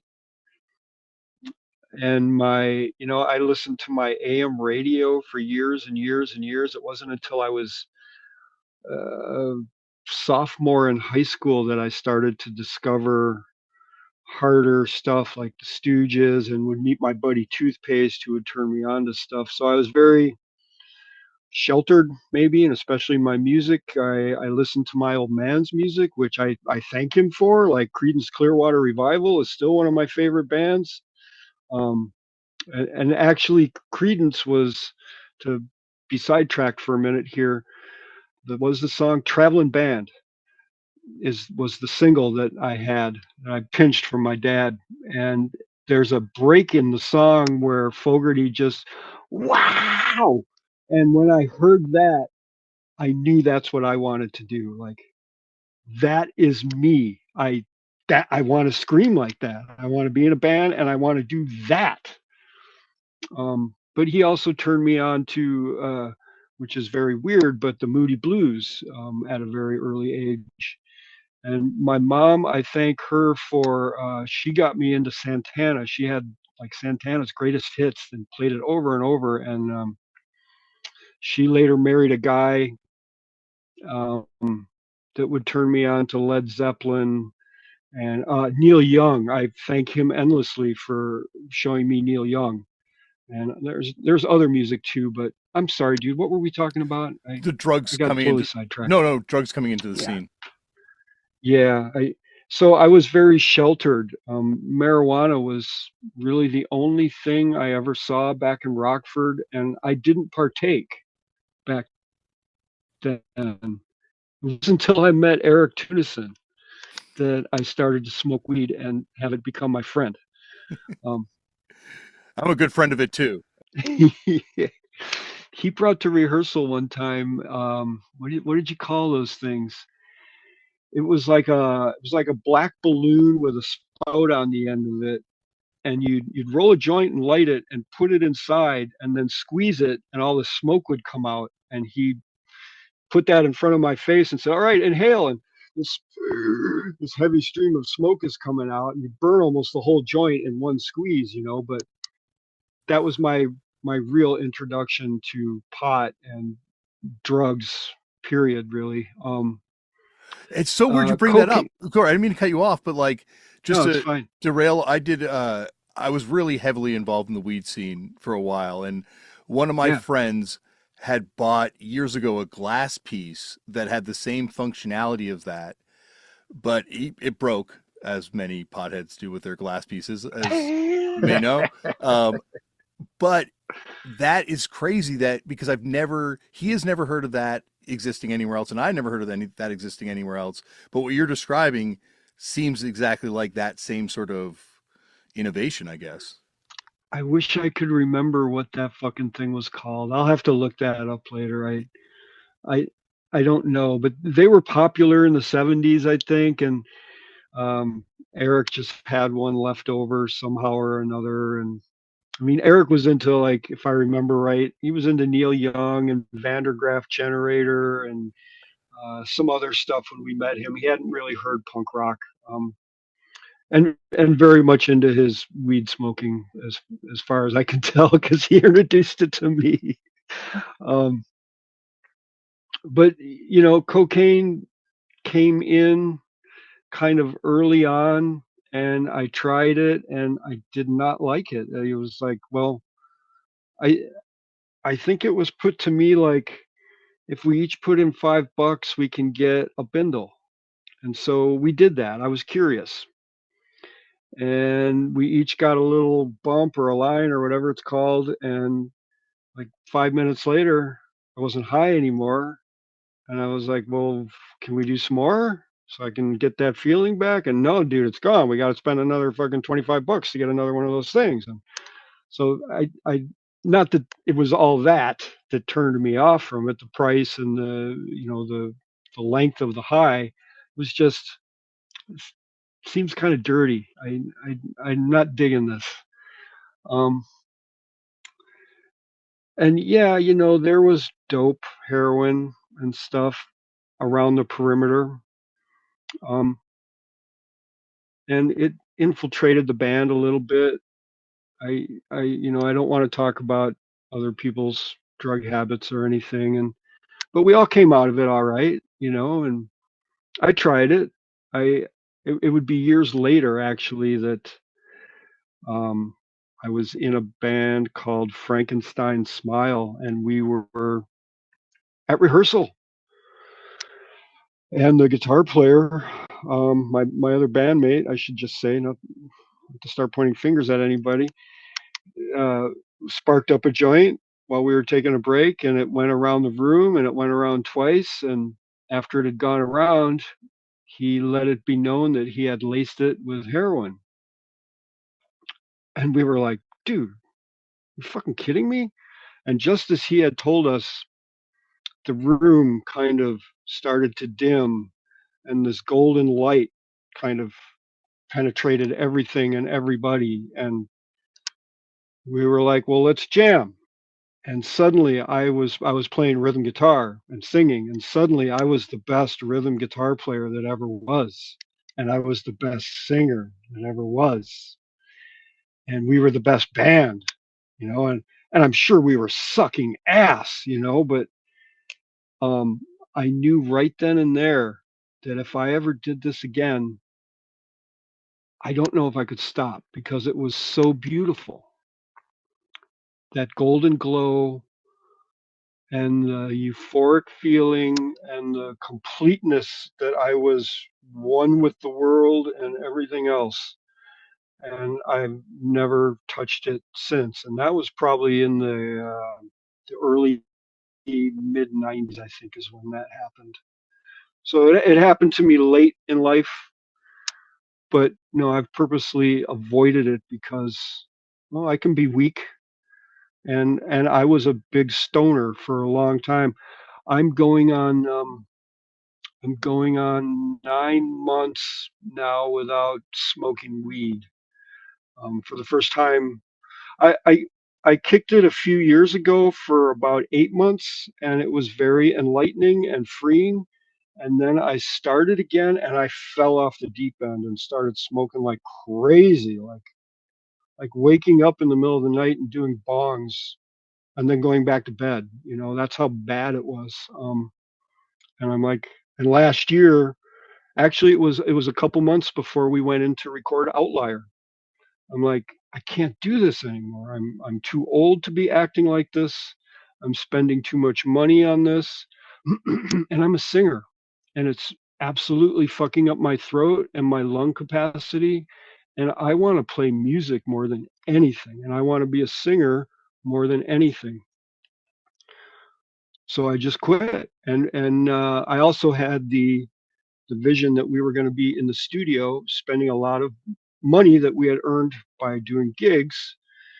So it was hard earned, and I didn't want to fuck up. And I wanted to be on my game and be precise. And so, about, I don't know, 3 or 4 months before we went into the studio, I'm like, all right, that's it. I'm just going to put the hammer down, and I'm not smoking weed anymore. And sure, I mean, there's still stuff around the apartment here. There's still next to my bed, there's my little vape pen with some killer fucking oil in it. And it's sitting right where I left it 9 months ago. I leave it there almost as a reminder, like, don't touch that thing. Sometime, some way, I'll put it away. And I had a girlfriend for 7 or 8 years that was super into smoking weed. And every time we'd get together, that was almost the thing we'd do right away, was let's get stoned together. Uh, so yeah, anyways, I'm better without it. I do take a gummy once in a while when I'm having trouble sleeping. People may not know, but as you get older, you start to not sleep so much anymore. At least I don't. And sometimes I'm lying awake at 1 a.m. when I know I got to be up at work at 7 a.m. or 8 a.m. or something. And I'll take half a gummy or sometimes a full one just to help me get to sleep. But that's about the extent of my THC consumption.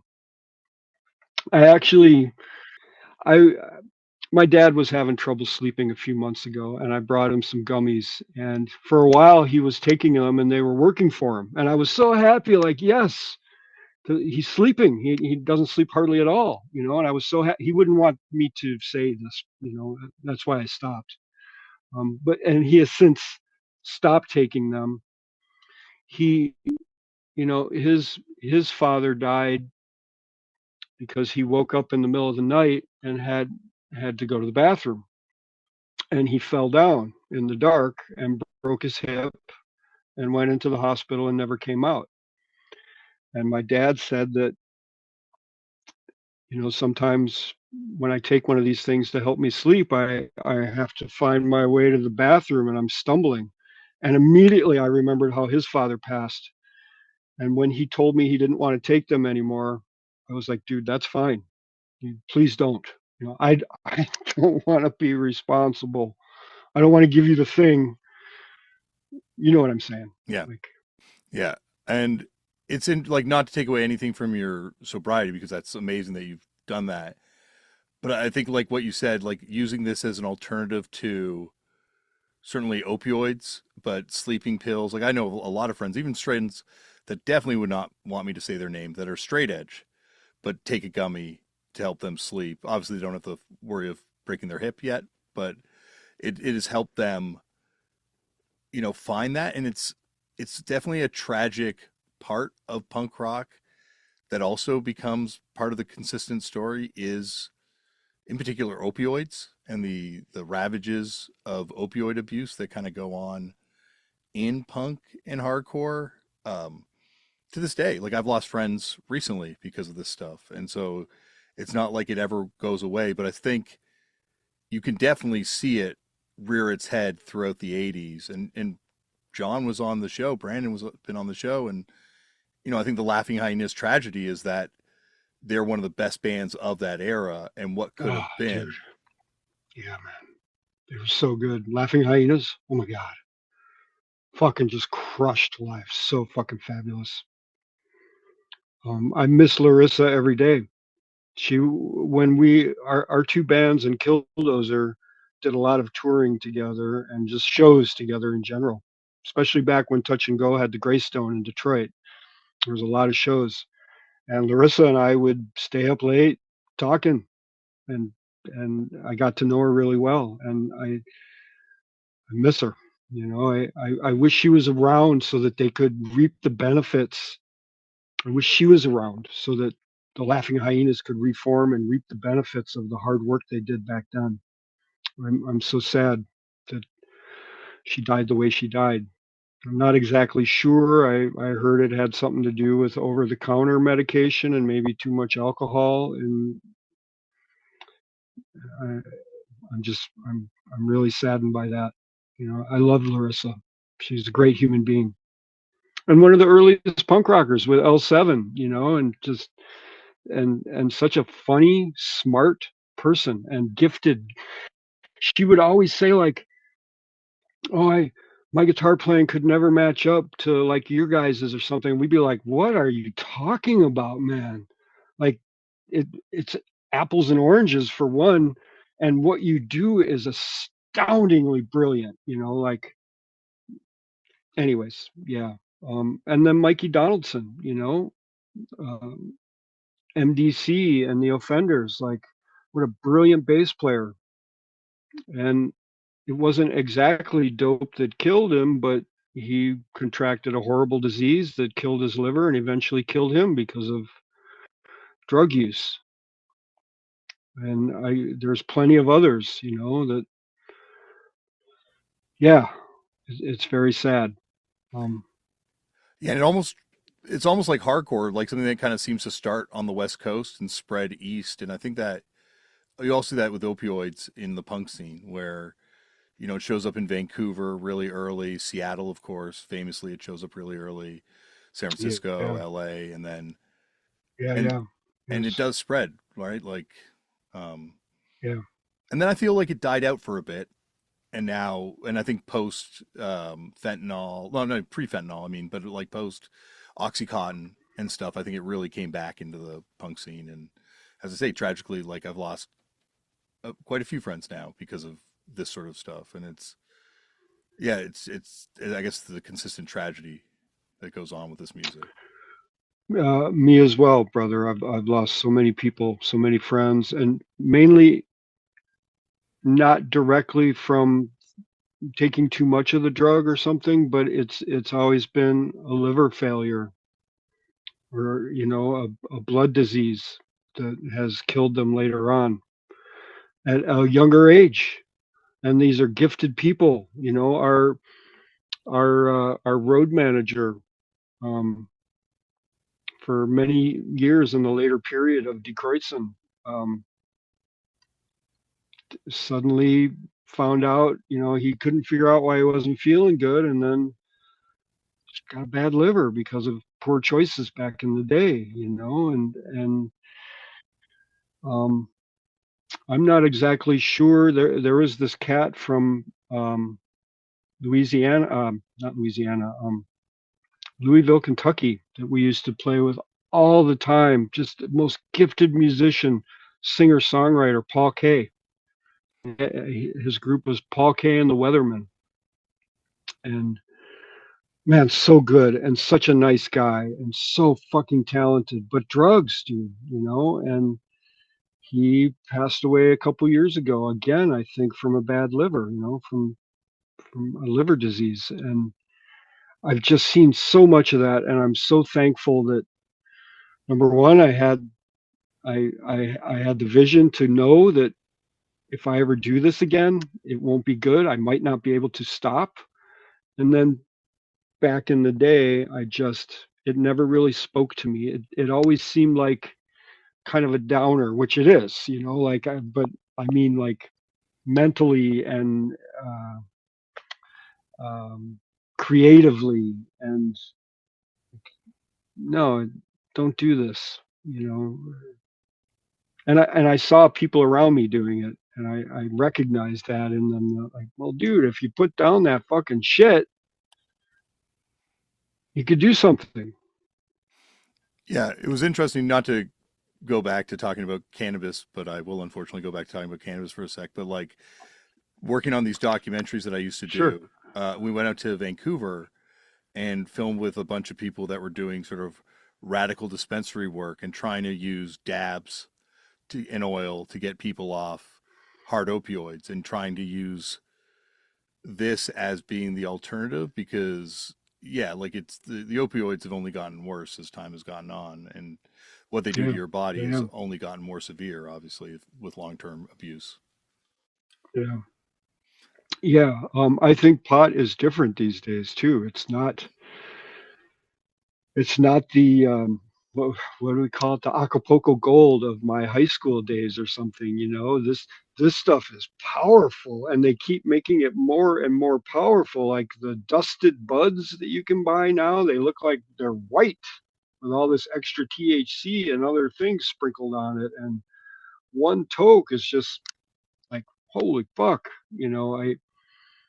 I just recognize that as I don't need that. I don't need to be so fucked up. I used to laugh with a previous girlfriend, not the one I was just talking about, but another one that I'm ready to put a blank look on my face and sit and watch a movie. Like I did that. I don't need to do that anymore. There's other things I can do. I can play my acoustic. I can work on my new Dead Finger record. I can get the next show flyer, starting getting that ready to go. I can work on my lyrics for the new Crosses songs. I can go for a walk. I can ride my bike. Well, and you realize with the weed and with the heroin and with the cocaine and certainly with the alcohol that how many of these people that are brought to punk rock are brought here because we're dealing with trauma or mental health issues and we're self-medicating and trying to find a way Yes. to deal with this stuff. And I feel Yeah. like the mental health piece is also like a big component of punk and hardcore. Yeah. Yeah. Um, Definitely, punk is filled with misfits and outsiders trying to fit in. And the first thing is usually alcohol, you know. Um, And people say weed is a gateway drug. I don't know so much about that, only because I can only see it from my perspective. And smoking weed didn't want to make me do other drugs. I think I've tried just about everything, um, but I never stuck with anything other than smoking some pot. I just didn't like all that other stuff. I like being in control. And I definitely don't like being stoned on stage or drunk on stage. Like I said, in the early days, I used to drink a little too much whiskey, maybe to kill the nerve and fuck shit up. um, but I like to be in control, and I like to have the precision of my vocal cords and do what I want to do and put forth the whatever message or whatever feeling it is that I'm trying to convey in a very precise fashion. And when you start drinking and or smoking, I think that inhibits you and maybe smooths over the rough edge that punk and hardcore should maybe have, Well, for me someone anyways.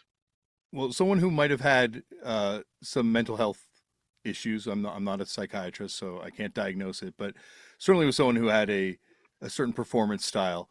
Um, Doc Dart from the Crucifix. Um, Ah, you, wow. you guys Yes. played some shows with the Oh Crucifix. yeah. He's Yeah. someone who's come up on this show. Even Steve Shelley from the Crucifix seemed a little scared of Doc Dart, or like weirded out by Doc Dart. And I was just wondering what your experiences were. I always got along with Doc famously. No, I was able to talk with him, and it seemed like he was super open and freely to talk with me about everything and anything. I do remember that he was seemed to be a little off. Um, I'm not sure what that's about, what was going on inside of his head. I do remember one time he got mad at me. We were It was the Crucifix, Die Kruezen, and the Dead Kennedys in San Francisco, and there was a lot of people there, and they were on first. And before, just as they were going out on stage, he kind of bent over and threw up. He was so nervous, you know.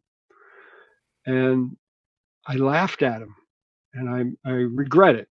Um, and was like, dude, and I might have even pointed and laughed, and was like, this is what we do, like. And I don't remember the exact words, but it was something along the lines of, fuck you, man. I can't believe you're giving me shit because of my nerves. And, not everybody's the same. It was something along those lines. And I always felt bad for that. And that might have been the last time we played together, too. So I hope he doesn't remember me in that light. I hope he remembers the earlier times when we were more open and free with each other. But yeah, we played a lot of shows together. They were such a cool band. Wow. I talked about this with Mike Nine when he was on the show, and I certainly it's why I did it. But I used to bleed on stage. I used to like blade myself with a razor blade like the pro wrestlers do, and Yeah, yeah.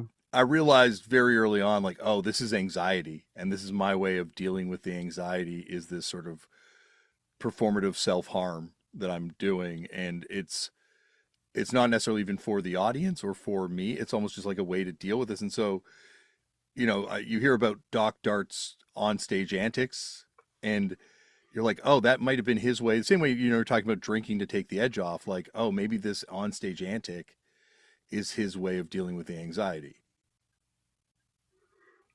Yeah, everybody deals with something differently. He never really seemed timid to me though, and that's why I think it took me by surprise that he would be nervous. And again, those earlier shows back in the day were in basements, and a lot of them in Madison or in beer halls and upstairs from a beer hall on the south side of Milwaukee, a room that would hold maybe 100 people. and frat houses in Madison and stuff that we played together. So it was more of a, a group, and we knew everybody and we knew each other.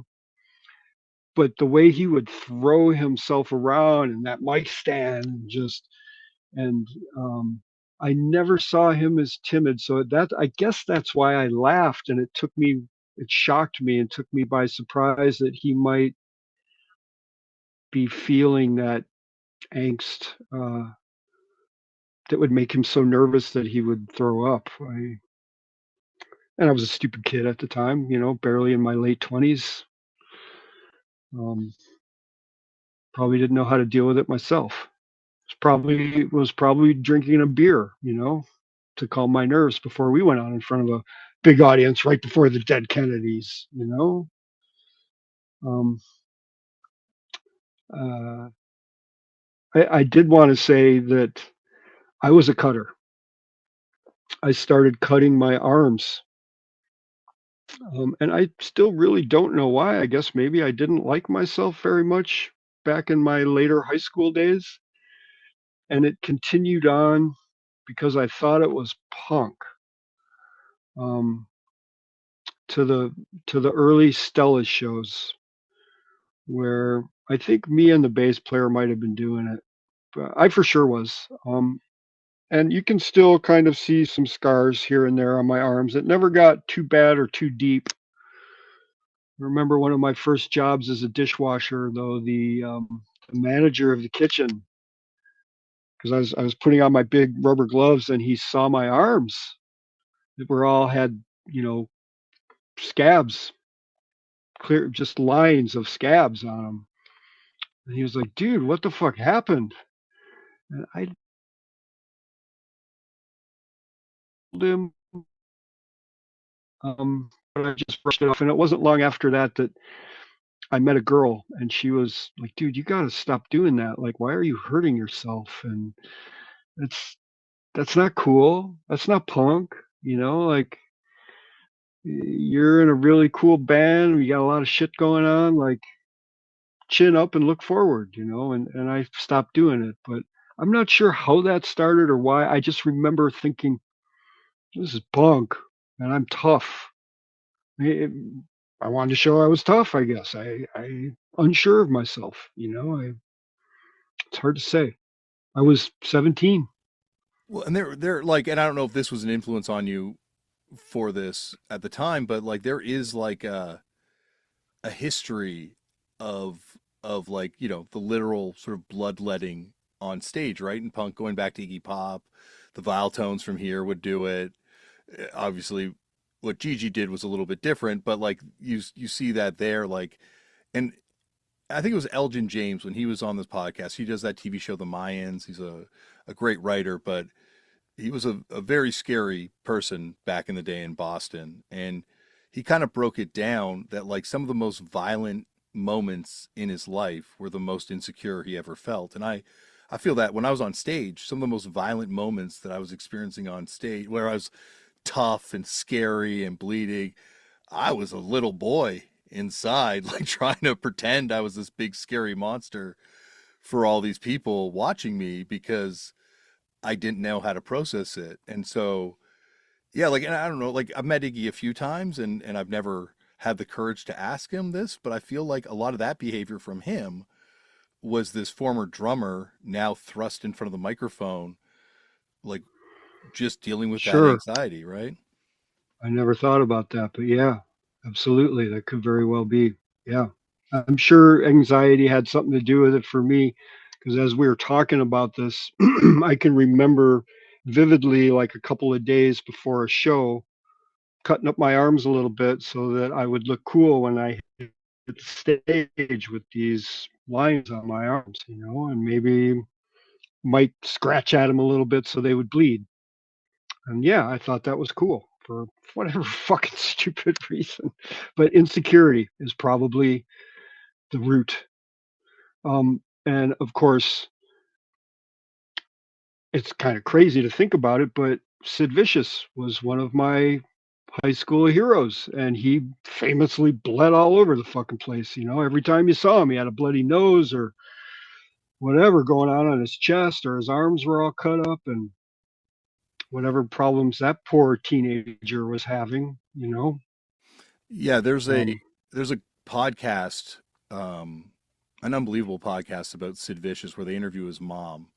I think it's a John Savage interview with Sid's mom, and she talks about getting him heroin when he was 14, and like you're I've heard that. Yes. like what's this Yeah. kid carrying? Like you're saying, like what like and there's that's also like a I guess like an archetype, a trope, a cliche in punk rock is someone who gives themselves over to the id and just Sid Vicious, Gigi Allen. There's a lot of people right where they just like get consumed by this thing and no none of them really come out of this alive. Is the sad part. Right. Yeah. Yeah. It is sad, and yeah, what makes I mean, we love the music and we love being creative, and just go with it, man. You know, you don't need to just be yourself and just let it out. Don't cut yourself, man. You know, don't take drugs. Don't take hard drugs like that. Like, wow. You mentioned another person who's come up on this show that I think everyone who met him would say had some mental health spiciness going on. Bill Bartell from White Flag. Did you have many run-ins with Bill over the years? I can't say I've ever met him. No. Wow. I'm sure I bumped into him backstage at that show at the Enormo Dome, but I don't really remember them. No. He seemed to hang out with Thurston a lot too for a while. Like he was part of Really? the Sonic Youth entourage. And Really? there's that famous video where they go and try and get Stephen McDonald's bass back from a guitar store. It's Dave Markey filmed it. Thurston Moore's there, and Bill Bartell is there pretending to be a cop, as Bill was known to do. And yeah, there's a great documentary, The Secret Lives of Bill Bartell, that you got to watch. It's it's very a lot of I'll insane look stories for that. involved, a lot of insane stories involving Bill. Um, I have kept you, Dan, for a very long time, and I don't know if you have to work tomorrow, but I have like so many more questions. If you can go on, I'd love to do it, but if not, would you come back and do a part two? Because I'm Oh, only at we 83 on my question sheet. Oh, I didn't know it was so late. I don't have anything to do. I have my own flat roofing company, and I usually take off between Christmas time and April 1st unless the weather's suddenly beautiful. So I have no plans. If you want to talk some more, I'm totally open to talking some more. Oh, my friend, you have opened yourself up to a world of pain. All right, I gave you the out.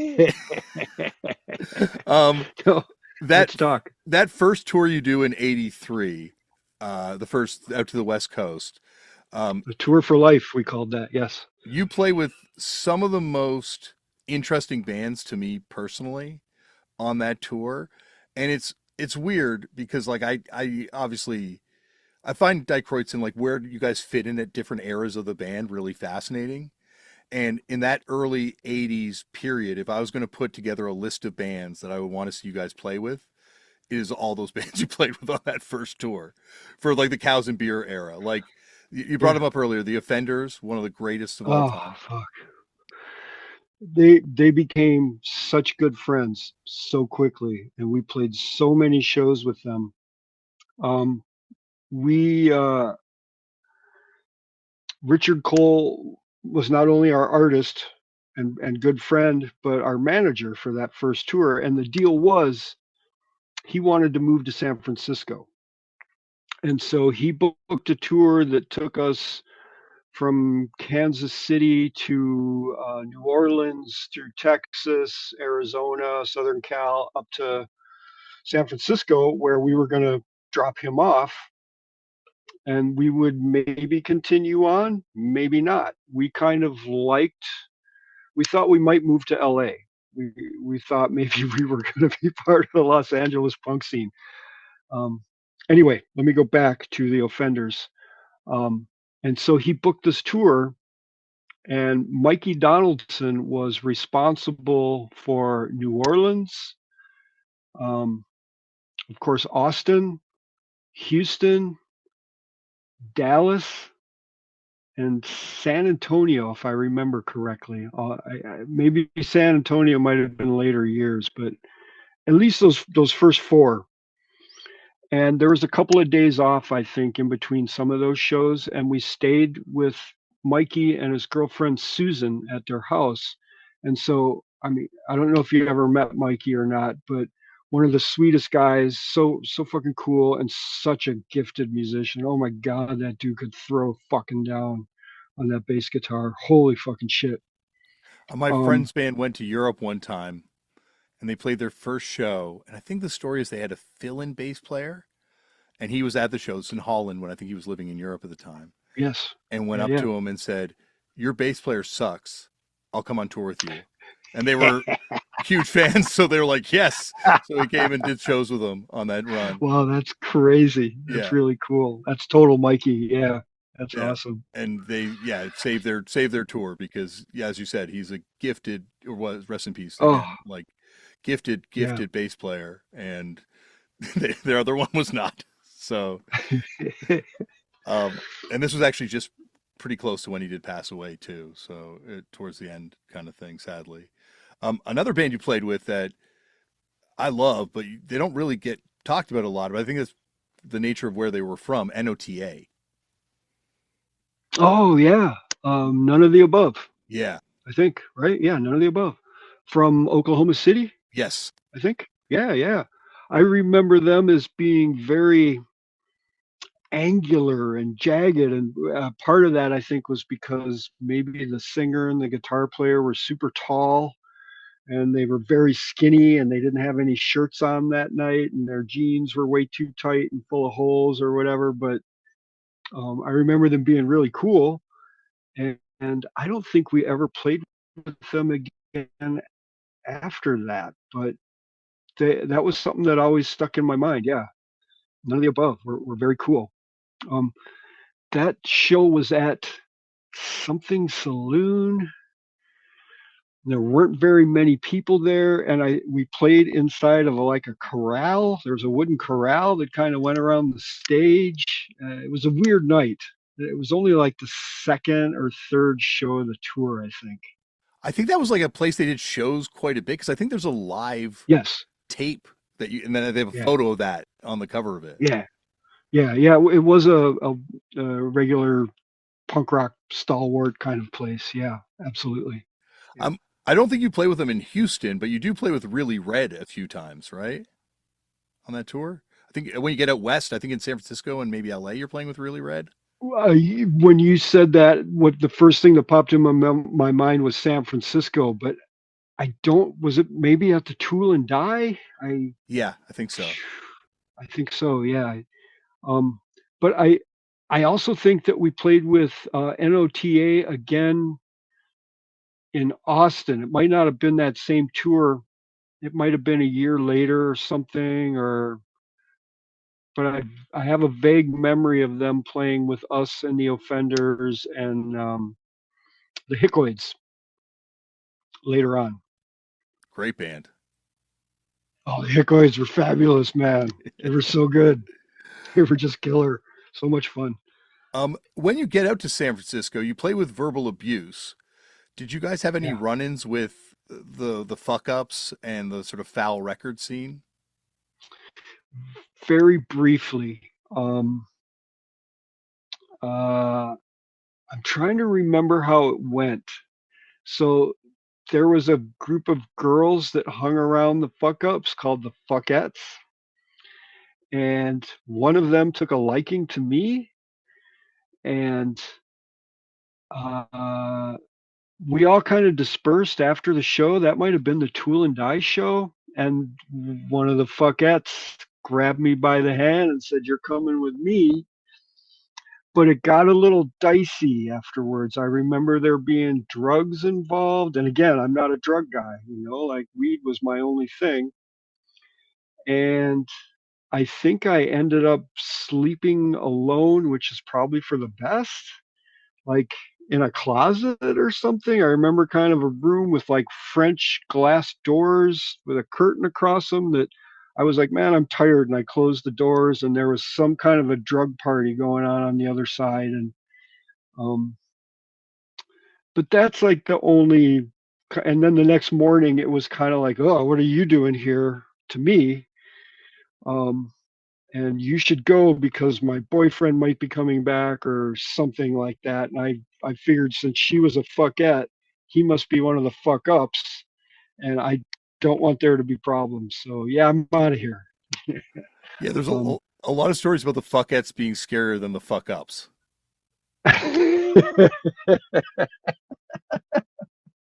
I I think well, what I remember, she was really cute, and I was like, all right. She took a liking to me, and like I said, I remember her grabbing my hand and saying, "You're coming with me." One of them gets in a fist fight with Ian MacKaye on stage at a Oh Minor Threat shit! show. Oh fuck! Oh my god! No, there was none of that. No violence or anything. There was some kind of a mutual attraction between me and this girl, and I just remember she is one of the fuckettes. And both of us, I think, had the same thought the next morning. Like I'm like, what am I doing here? And she's like, what are you doing here? You should go. But yeah, that's all I really remember about the fuck ups or their surroundings. You also wind up playing with three very obscure bands, but the three bands that I think are super fucking underrated. Conflict, Arizona.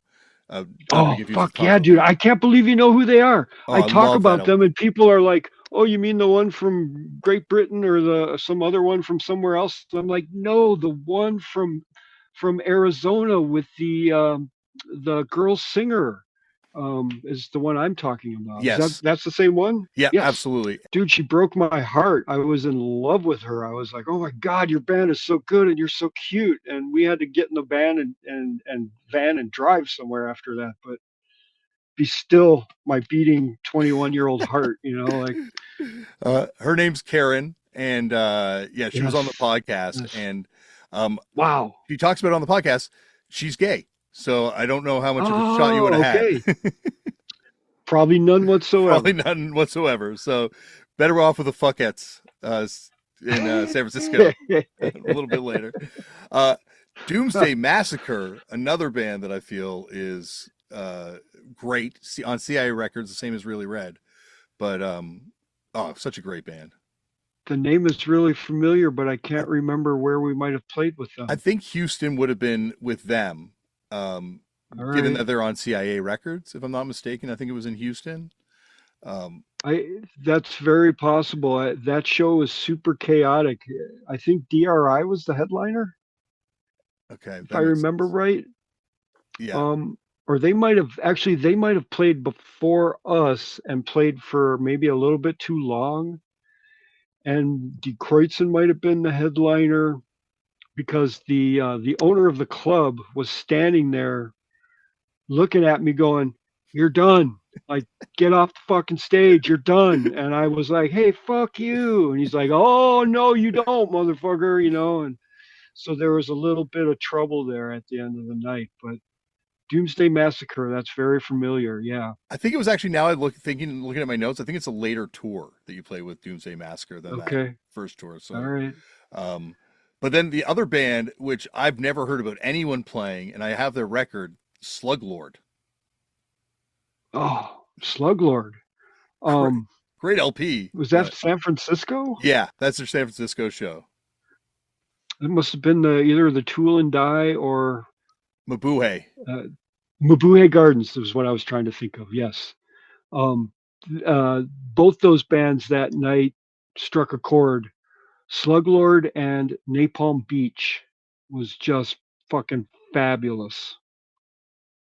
And I think that's when Jello Biafra came to the show. He heard we were in town and met him after that. So to continue that tour for life, we ended up in San Francisco where we were going to leave Richard, and we were like, San Francisco's nice. This is cool. We like it here. And we stayed there for an entire month. We made friends with somebody at that show, at that Mabuhay Garden show. his name is Mike, and I can't remember his last name right now, and his roommate Huey. And Mike put out a book that maybe you're familiar with. It's a 3D punk book where you had to put on Oh, the glasses and look at the pictures. yeah, I don't have it, but That's I the know that. Yeah, totally. that's the cat. Somewhere I have it in my collection here. That's the cat that took us in after meeting us for 5 minutes and was like, "Yeah, you can sleep on my floor." And we ended up staying for an entire month. I think Brian was the only one of us that went out and got a job making pizzas, and the rest of us just kind of flopped around on the floor, smoking weed, watching MTV, eating potatoes. We had fried potatoes, we had baked potatoes, we had twice baked potatoes. Um, we took way too much really good San Francisco acid that a couple of us totally fucking wigged out on. But then we woke up one morning and we're like, we should probably go back to Wisconsin. Like, we've got friends and there's even girlfriends that might take us back if we go back. And I think I can get my job back at the pizza parlor. And so I booked a tour, and we got what made us stay for that 30 days. The big anchor for that was when Jello came to see us at the Mabuhay Gardens. He said, "How long are you guys going to be in the area? The Dead Kennedys are playing upstairs at the on Broadway, and we'd love to have you play." And we all were like, "We'll do whatever we need to do to play with the Kennedys." And I think Mike was standing there, the guy with the 3D book, and he was like, "You can hang at my place." And so yeah, we lived in San Francisco for a month, and then we did play that show with the Kennedys were the big headliner. Personality Crisis was on that gig, and they were such cool dudes. A We great had band. their album. Oh, fuck. Yes, yes, so good. And Feeders were on that show. Oh my God, what were they like? Oh, dude, they were fucking insane. The guy brought in a dead cat that had been dead for like days that stunk up the whole fucking place, and he hung it around his neck for the entire set while he's playing guitar. He's winging it around by its tail, and fur is falling off of it and paws, and he throws it into the audience where it just got demolished, and then it was really stinking up the whole fucking joint. Um, I can't quite remember who else was on that bill at the moment, but definitely the Feeders and Personality Crisis. For some reason, I want to say Crucifix was on that gig, but I might be mistaken. It might have been somebody else. I know there was another one or two bands, but I it's it's skipping my brain right now who it might be. I gotta find But this flyer. That sounds like a fucking ridiculously amazing show. Holy shit. it was probably the biggest show we had played up to that point. I remember people jumping out of the balcony into the crowd and stuff. It was we had never seen anything like that before, like, and Jello like throwing grenades into the audience, and just like, wow, what a performer! This is fucking great, and getting to meet all those guys for the first time, and um, yeah, wow, we did some cool shit. We had some good times, absolutely. It's kind of like 83 is such an interesting period for hardcore. Like a lot of people, I think that's like the mass exodus period for a lot of bands too. Like a lot of Yeah. bands say that's when they stopped liking it, that's when they started. But a lot of it's also the violence that's kind of happening. You guys getting into LA, did you see that violence at all? The first show, I think we only played, well, we played three. We played one with Social Distortion, and I think that was it Orange County, um, which was kind of off to the side a little bit. And I remember it was a very brightly lit, some kind of all ages, even though I don't think there was really such a thing, but some kind of a room youth hangout place, and all the lights were up the whole time, and it was us and them. And I remember the guitar player kind of picked a little fight with me from Social D because he didn't like thrash bands, and I was like, really? Because that was the latest term or whatever, and we're a thrash band, and fuck you, and we smoothed it over though. But So there was that show, and that wasn't violent, no. But maybe it was the first show. That might have been like the second or third show we played in LA. The first one was at a place called the Vex. And I guess the Vex used to move around from location to location. It was always somewhere different. And what really took us by surprise was the security guards had guns. And we were like, holy, where the fuck are we that they've got sidearms, man? Like, this is fucking crazy. And there's a video of that I've seen online of that performance. And I'm always amazed at what little kids we were and how fast we were. And it always just takes me by surprise when I see that. And there's one other show. Oh, and it might have been at that Social D show. We met this guy, and I wish I could remember his name, but he was he was a younger kid, and he was like, it's my friend's birthday, and we're having a show in his backyard, and the pool is empty, so there's going to be skaters, and it's going to be really cool. And if you guys could come and play, and I think I said, well, dude, if you could give us some money, somewhere between like 50 and $100, and if you could feed us, like feeding us would be top notch, okay, you know. And No he's like, potatoes though. no potatoes. And he fired back something about dude's mom is making hot dogs, and we were like, right on, we'll be there. And so we went and played, and dude, there was like 20 kids, and I think we were given like $10, and maybe one of us got a hot dog. So it was kind of a bummer all the way around. But those were our three big shows in LA.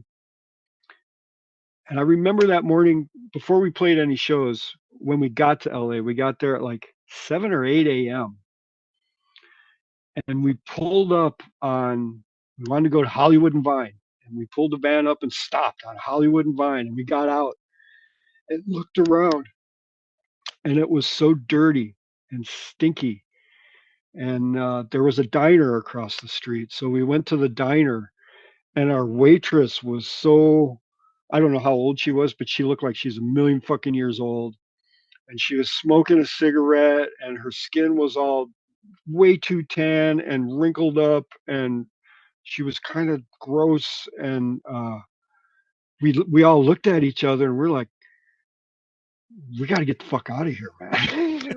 So we played those three shows. We stayed with a friend for like a week, and we were like, we got to get the fuck out of here. And that's when we finished the tour and went to San Francisco and played with the Kennedys and all that, and the Tool and Die show. And there was one other show that we played north of San Francisco, the city, the city where they filmed The Birds, the Alfred Hitchcock show. But at the Tool and Die show, there was we played with the Naked Lady Wrestlers, who are one of our favorite bands from that Maximum Rock and Roll compilation. Love those guys. Loved all that banter. You know, you're gonna hear the music that we deem necessary for however long we fucking feel like it. We just loved that, and so we got lucky enough to play with them and Code of Honor. Um, and they were like, yeah, we're playing the show on Saturday night up in whatever fucking city that is where they film The Birds. You guys should come up and play with us too. And they wrote down the address and gave it to us and said, see you there. And of course, we had nothing better to do. So Saturday night came, and we drove up to whatever city that is. And the directions took us out into the middle of fucking nowhere. There was like a gas station, a general store that had like a grill inside of it where you could get a burger or a hot dog or something. And there was a VFW hall, some kind of a hall. I remember it as a VFW hall. And that's where the show was. So we go over to the VFW hall and go inside, and there's a bunch of, and by a bunch, I mean like maybe 10 dudes, college guys in togas, and it's their college toga party, and they're waiting for the band to show up. And we're like, well, we're the band. And we didn't know. We thought more people would show up, and so we loaded in our gear and we set up. And I don't think we did a sound check or anything because, well, and then we had to talk them out of giving us plastic cups so we could have beer. They had like one keg of beer for their, and they were all in sheets. All 12 of them were wearing white sheets. And we start playing, and just remember the one guy standing there with his beer and his mouth open, watching us play in his toga. Like he just had never seen anything like that before, didn't know what the fuck kind of music that was. And we just blazed through our set and packed up and left. One of the craziest things ever. And I think they just did that to us on purpose, those motherfuckers. But It, yeah. it's kind of a brilliant double prank because they prank you, but they're also pranking these guys. Yeah. Like, I wonder what they were It was planning. really quite something. It's like an hour drive to get there through hectic traffic. In fact, I remember Brian, the guitar player, he was trying to read like a Stephen King book while he was driving because the traffic was stop and go and stop and go. And we were like, dude, put the fucking book down. Like, don't try and drive and read, okay? Anyways, Um, did you guys know Spooner at all? Butch Vig's band from back in the day in Madison? Did you ever see them? we I had never seen them. We were familiar with them only because they played around all the time. Um, and after we started recording with Butch, I think that might have been the Century Days record. He said, "Yeah, my Spooner's playing in Milwaukee next week. You guys should come." And we went to see him play, and he was wearing his Die Kruezen cow hat while he was playing. And that was the first and only time I think I ever saw Spooner. And we were just kind of like, "Wow, this." Thought maybe you guys would be a little heavier or something, but I'm not sure what we thought was going to happen. I hadn't heard a Spooner record, hadn't been to a show, and didn't quite know what to make of it. But we were happy to be there. Butch was such a cool guy and so friendly. We were happy to be there and support him. You know. Well, that's what I love about Butch Vig, and I think it's because he's from kind of a power poppy, not like a punk hardcore band that I think and Yeah. Century Days is a perfect example of this. And I know he got critiqued by Steve Albini for the same thing, but I think he can always find the pop sensibility in the best way in the bands he produces. Like it, We we got along famously with him from the moment we introduced ourselves and shook hands with him. Uh, we had done the first album and October File with Corey Rusk in Detroit. And in fact, while we were recording October File, we all had our hands on the board. And I wanted delay on my vocals, and Keith wanted more chorus, and the bass turned up, and we wanted to add some acoustic guitar. And after like 2 or 3 days of this nonsense, Corey kind of stood up and, "You guys don't need me," and he walked out, and we were like, "What the fuck?" All right. And so we kind of finished the work on the record without Corey. So when it came time to do Century Days, Corey suggested you should work with Butch. You like the way that Killdozer record sounds, right? And we were like, "Oh fuck yeah, that's a great idea." And Butch Vig is kind of a tough name, and we didn't quite know what to expect. And so Corey had rented out Breezeway Studios in Waukesha, Wisconsin. It's like a 20-minute drive from Milwaukee. It's to the west a little bit. A heavy Republican place, whether that means anything or not these days. But and and he rented it for the nighttime hours. So we would get there at like 8 or 9 o'clock at night and work until 3, 4, 5 a.m. and then leave. And Butch would drive in from Madison, and he always called it meeting us halfway, but it was much further for him. It was more like an hour for him to 20 minutes for us. But yeah, we recorded that thing all through the night for a week or two. Um, and we were trying all different kinds of things with Butch. Like that was a really freeing, awesome experience. Like there's some of Eric's drums are triggered sounds on that.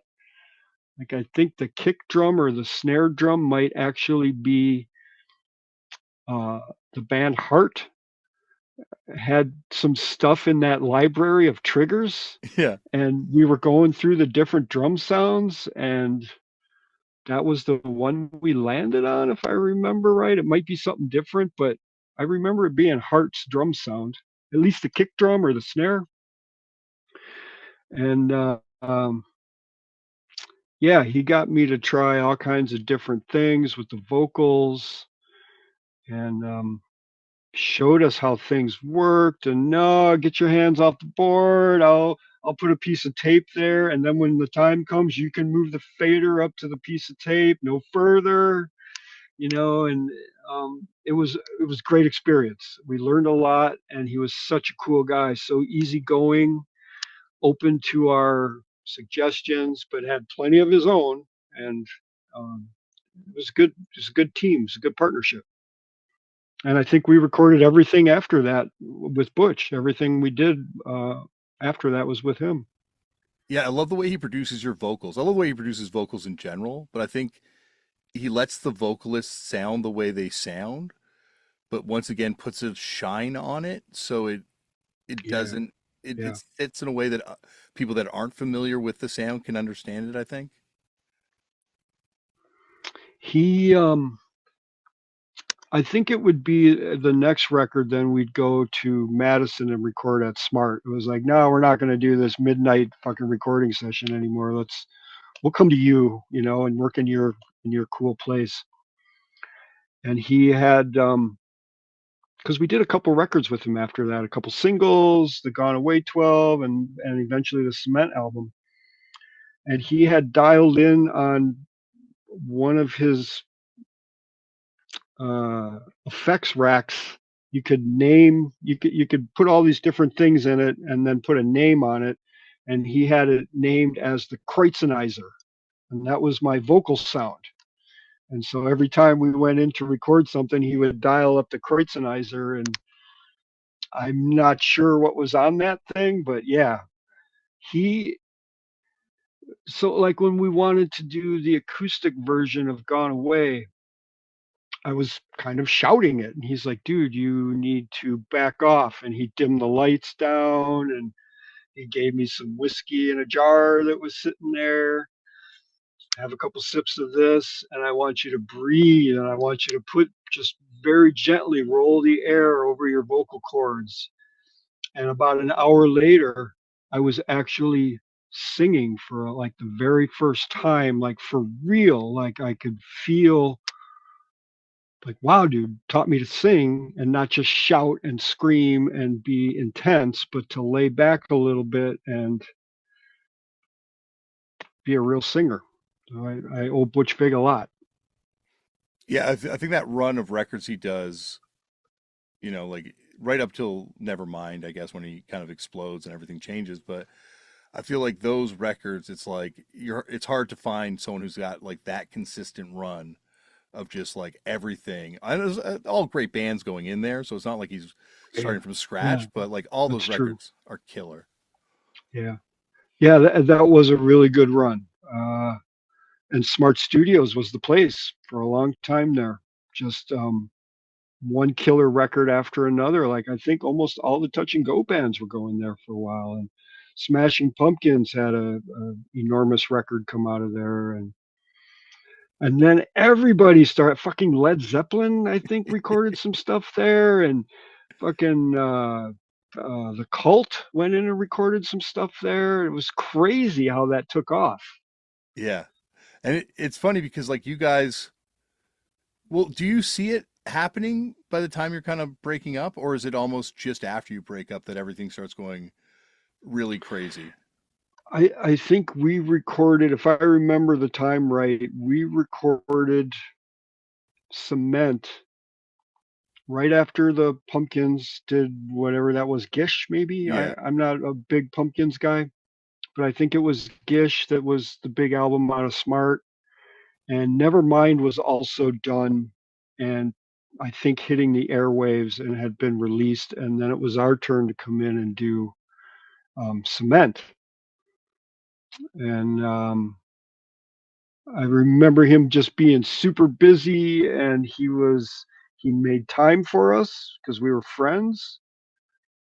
And he was flying a lot out to LA to work on other things for other bands, and I could see that um, things were getting hectic for him and super busy, like I said. And I don't know if I necessarily or we saw the end coming or anything, but he was just so busy, and we were so grateful and thankful to have the time with him to record another record. Um, yeah, I don't think we actually saw. I guess we had hoped we would just go in there for the next thing, you know. Were you guys were you guys tempted to sign to a major label in that moment where everyone's beginning to sign to majors or start looking towards majors? So this is one of the problems I have with the so-called Die Kruezen book that came out last summer. I'm not a fan of it, and I really don't want to talk about it if we don't have to, because there's a lot of things that aren't truthful in it. And one of the things that's not truthful in it is there's a guy at Atlantic Records that offered us a deal, and he had been a Die Kruezen fan for a long time, and he sent us a contract. He called us up one day and said, "I want to sign." So he had been a writer, and he had written about like White Zombie and Sonic Youth and Soundgarden and a bunch of other bands that were kind of all up and coming at the moment and starting to crack the surface and come into the mainstream. And he said, there's a few bands I want to sign. I want to sign Voivod. I want to sign Dream Theater. I want to sign, there's a couple others. And then he said Die Kruezen. And I remember speaking on the phone with him and saying, dude, you're like 3 days too short because our guitar player just quit. And he's like, fucking A, dude. Well, I'm going to send you the contract anyways. And do you think you can work it out? And we were like, maybe we might be able to work it out. Send us your contract. So he did. We got a contract for Atlantic Records in the mail. And we had a lawyer, Linda Mensch, out of Chicago, and she had worked Ministry's deal, and she had worked Husker Du's deal, and she had worked the Bodine's deal, and she was super cool. She passed away about 2 or 3 years ago. Rest in peace. Um, Rest in peace. Yeah. Um, and somewhere I have the contract under my bed, and I've got 6 tubs of Die Kruezen memorabilia, and somewhere in there is that contract. And anyway, we go to her, me and Keith and Eric drive to Chicago, and we're all talking about, can we do this? Can we get back together with the guy? Because we just weren't getting along with him, and he wasn't getting along with us. And we had been through so much, and all our friends were making the big money and going off on tour, and we were kind of playing to the last of the Mohicans, hollering at us to play something fast. And but this would be the next step, I guess, in evolution, you know. So we were kind of considering it, and we drove to Chicago and sat in Linda's office, and she was like, "Boys, you've this is what you've been working for this entire time. Like, this is a really good deal. Like, it was 5 albums over like 8 years or 9 years or something, and one of the records could be a greatest hits, and one could be a live album. So we're really only looking at 3 albums that we would have to write.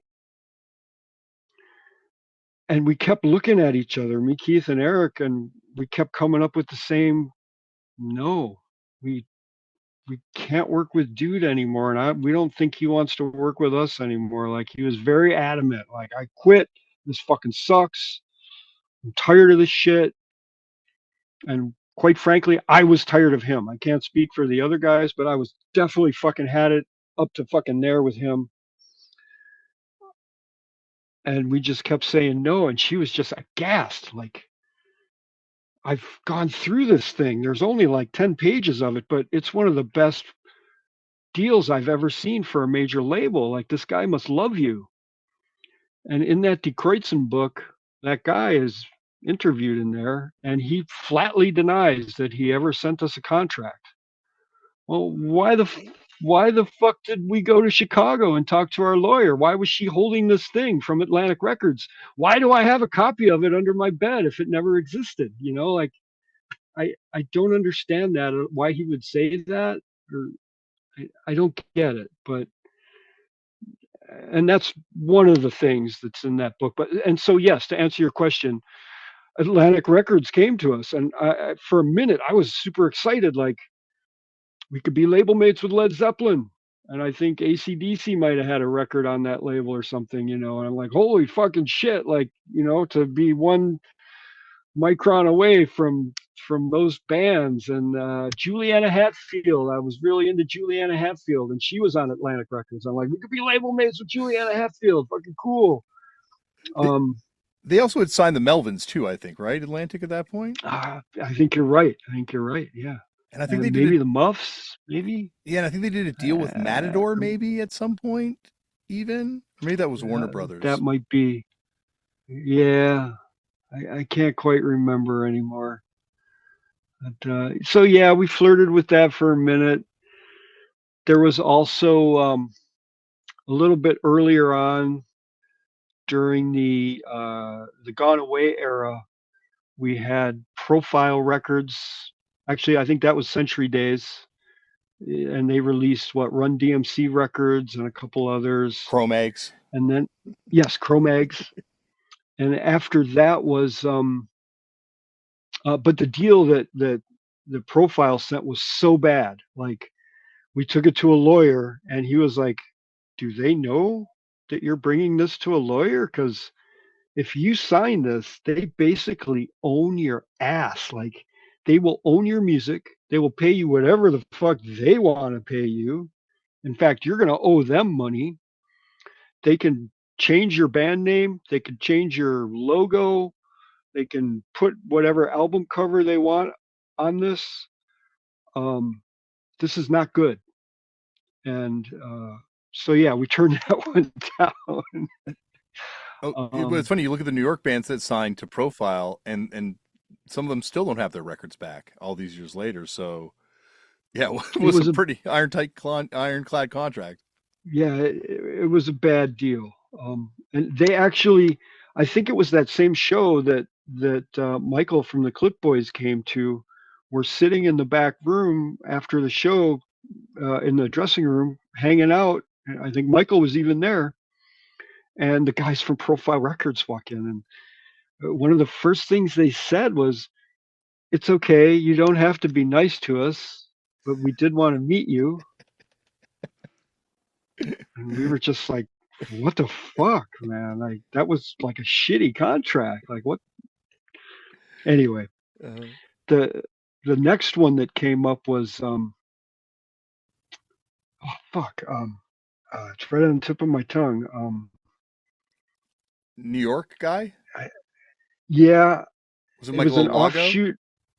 No, no, not Alago. Alago courted us for many months, maybe even a year and a half or so.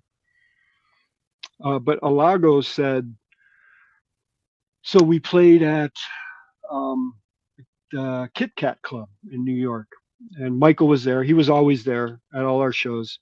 The thing with Michael was he was flying from New York to LA once to see a band, or maybe it was San Francisco to go see Metallica. But anyway, he was flying, and he had taken the latest copy of the CMJ report with him. And at the top of the record reviews in the CMJ report was a review of Oktoberfile. And the last line of that review said, these guys could be the next Metallica. And of course, he had signed Metallica and was kind of the golden boy at the time. You know, he could do no wrong. And yeah, he would change the face of music pretty much, right? You know, Mhm. like, so upon returning to New York, Michael called, somehow got the Touch and Go number and called them and said, I would really love to speak with the Die Kruezen guys. And Corey, being who Corey is, was just like, really? Okay, here's their number. And I don't know if it was me. I think it was Eric that was sitting at, we had a little desk in our house, a calendar on it and pens and pencils and stuff and a Rolodex. And the phone rang, and I think Eric picked it up, and it was Michael Alago. And he was, I really love your band. You guys are fabulous. Like, when are you coming to New York? I want to see you guys. And I think we tried to get him to come see us because we were maybe opening for Public Image, and it was a big show in town or something. And might have been a little earlier than that, but we tried to get him to come see us here, and he was like, no, no, no, I want to see you in New York. And I think we had something coming up at CBGB's in a couple months, and he was like, "Yeah, that's fine. That works. I'll see you in 2 months at CB's." And we became really good friends. Like I said, for probably a year or more, he would come to all our shows, take us out to dinner. I, I remember walking by some shop and they had some cool T-shirt in the window, and I was looking at it. He's like, "You like that?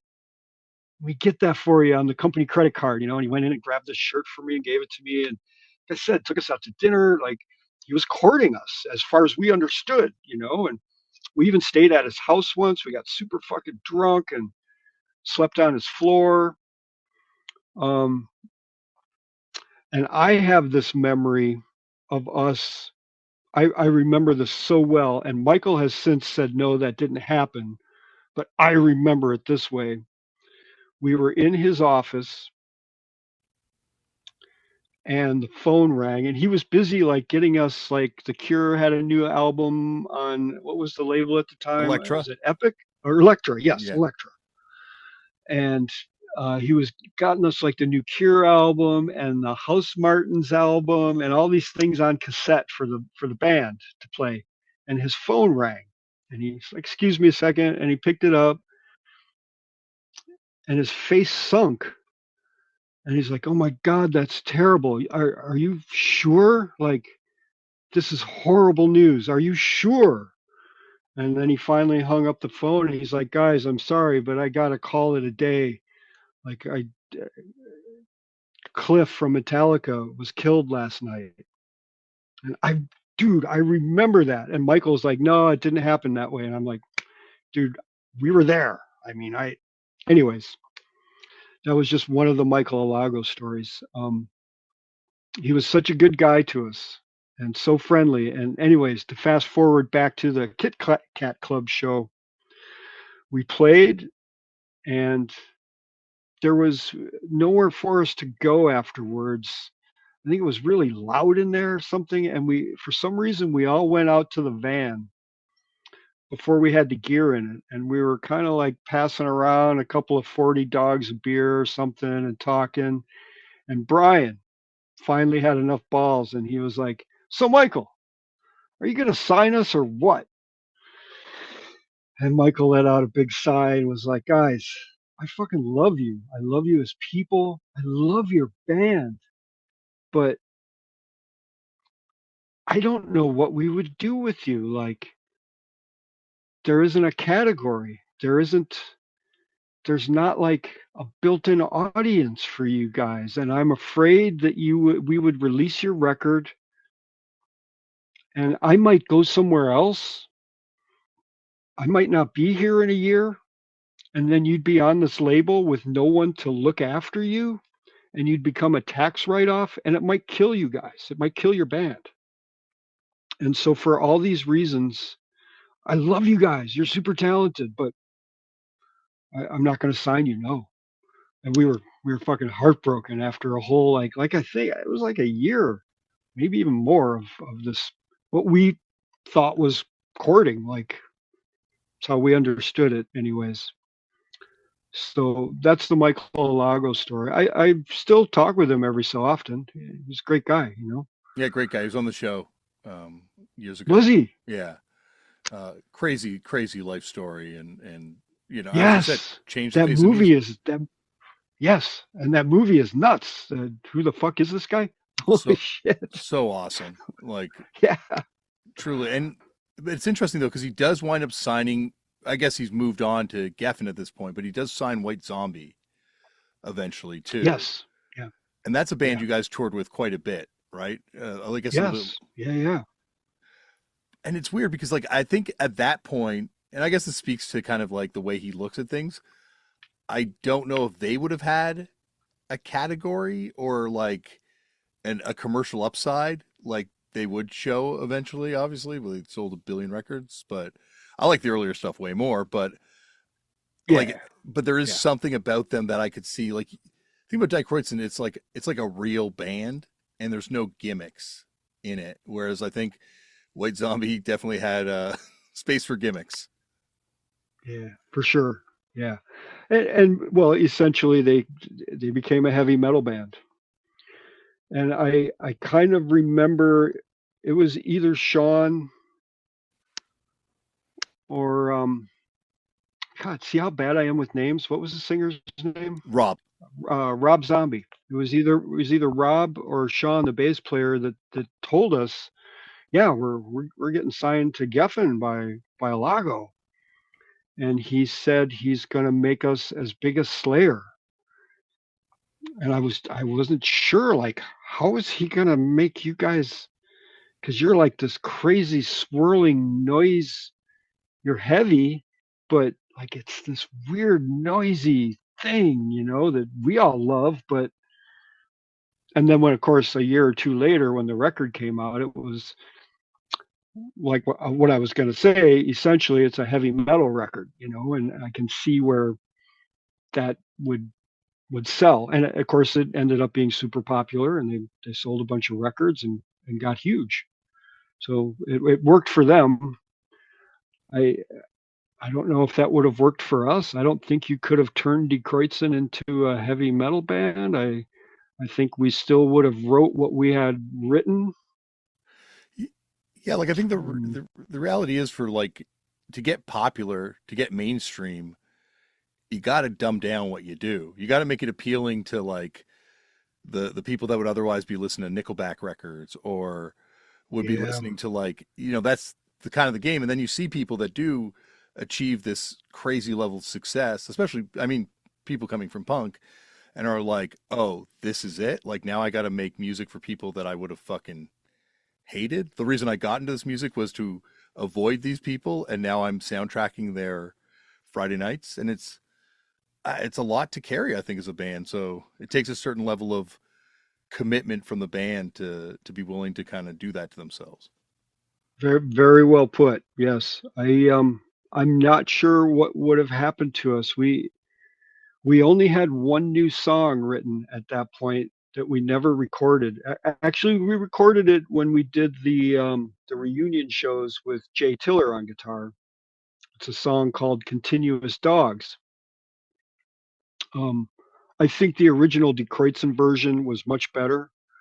Um, because Brian's guitar playing is just fucking. Not to say anything bad about Tiller's guitar playing, but Agnes had a better understanding.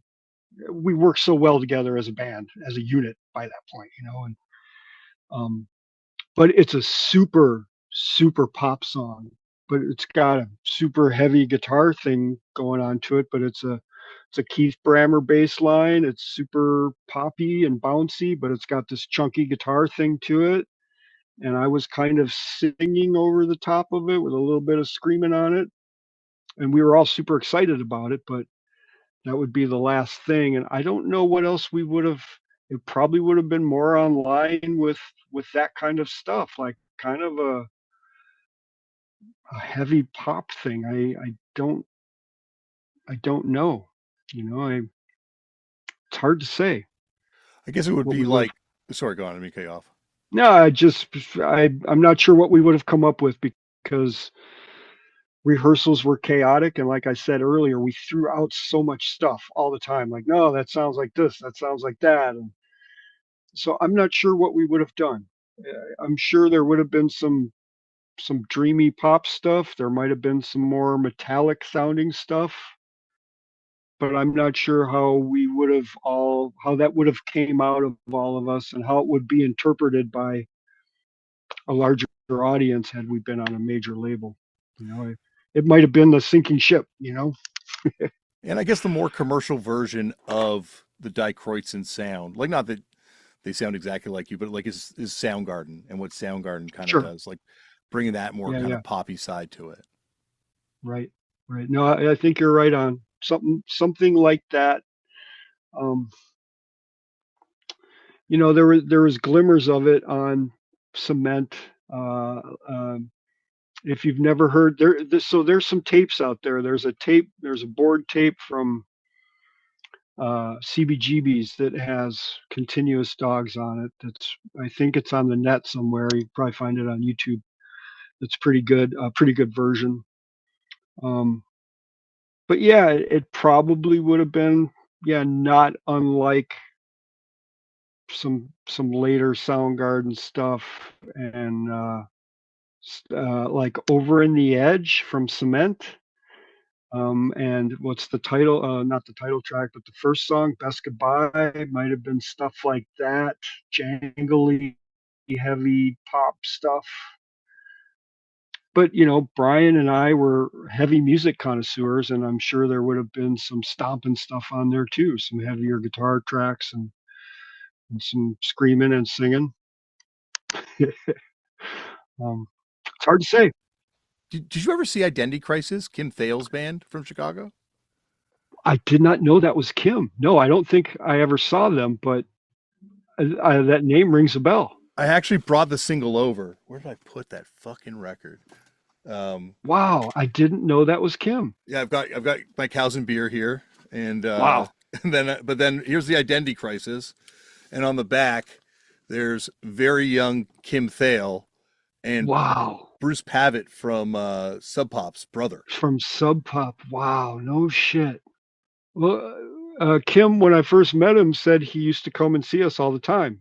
I just spoke with him the other night. He did some quotes to help us with the Outlier record. I sent him a pre-release and gave us a couple one-liners to use for that for promotion.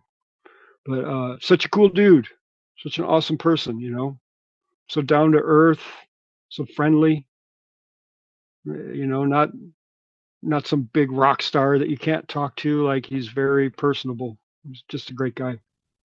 Yeah, any band that brings in Bubba Dupree to be a guitar tech, is cool. Yes. And they had that band for a while. What were they called? The Oh, third. and it's fucking good. It's actually that CD It is is. really good. Yeah. Yeah. And Yeah. With Bubba Dupree on guitar. And when he told me that, I was like, what? Where the fuck did you find Bubba? What's he been doing, man? Like I love that Void album. It's so fucking great. What a crazy guitar sound. And then I had to stop myself and go, oh, dude, but I love your guitar sound too. Don't get me wrong. yeah, I feel like Bubba Dupree for hardcore kids is the Eddie Van Halen. Like you talk to Jay Mascis, you talk to anyone that plays guitar, and they're like, he was on another plane with what he was doing. Yeah, man. Yeah. That just blew my mind when I heard that. They were on the Charred Remains tape with Die Kruezen way back when, and those tracks were just fucking like, what the fuck is this, man? And later on when that Faith Void record came out, that was in steady rotation. That guitar playing was just crazy cool. The sound and the style and just how loose it was, and I don't know, just something never heard before, and not since. Have you ever heard of the tapes of the LP, the aborted LP? I want to say that I listened briefly once online somewhere. I think it might have been on YouTube for a minute, and I was somewhat disappointed. I would have to go back and listen. Hasn't it been released since? No, well they've been talking about it. It's been bootlegged, and there are some definitely Okay. some people online that have tried to like master it and do different things to it. Um, Yeah. when Bubba and Chris from Void were on the show, that record was not finished. Um, Right. Corey was pretty Corey at Touch and Go apparently was pretty unsatisfied with the demos, and they just I but remember him saying that I was like he was saying Corey was saying, have you guys even written these songs? Are they even finished? It seems like you're making up stuff in the studio. And that's what I remember Corey saying about it and why he kind of cut it off and was like, it's cool because it's not finished, but there is a cool record there. Like it's not in the same way that he reacted to October Crisis. Like I could see this being not what he would have been expecting, but with the benefit of temporal distance, like I'm like there was something neat here, and it would have been really awesome to see them finish it and where it would have gone. Because it's not. It was always painted to me as being a metal record, and it's not a metal record. It's just a fucking weird record. right, right. I'll have to dial it up and give it another listen. It was a few years ago, I think, and I was probably expecting something, and instead of just simply I should just listen. I probably wanted a second Void album like the first one, like breaking my own rules, like I want this one fucking thing.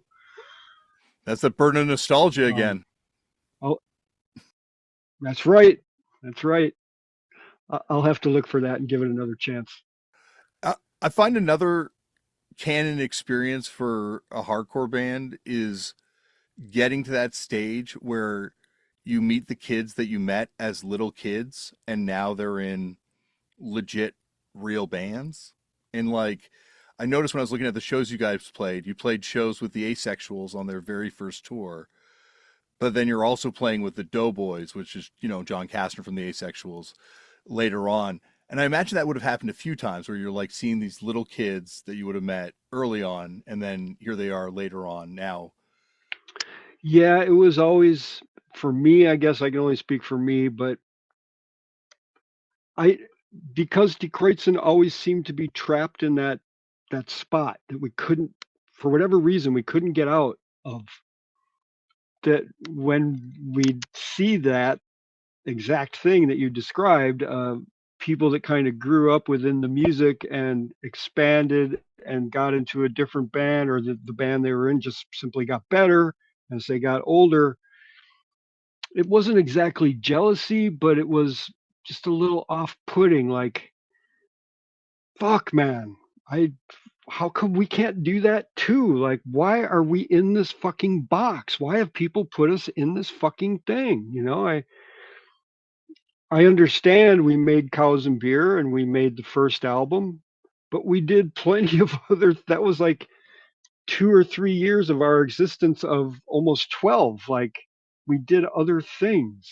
And so, yeah, like I said, it wasn't really jealousy, but it was off putting and unnerving to some extent that,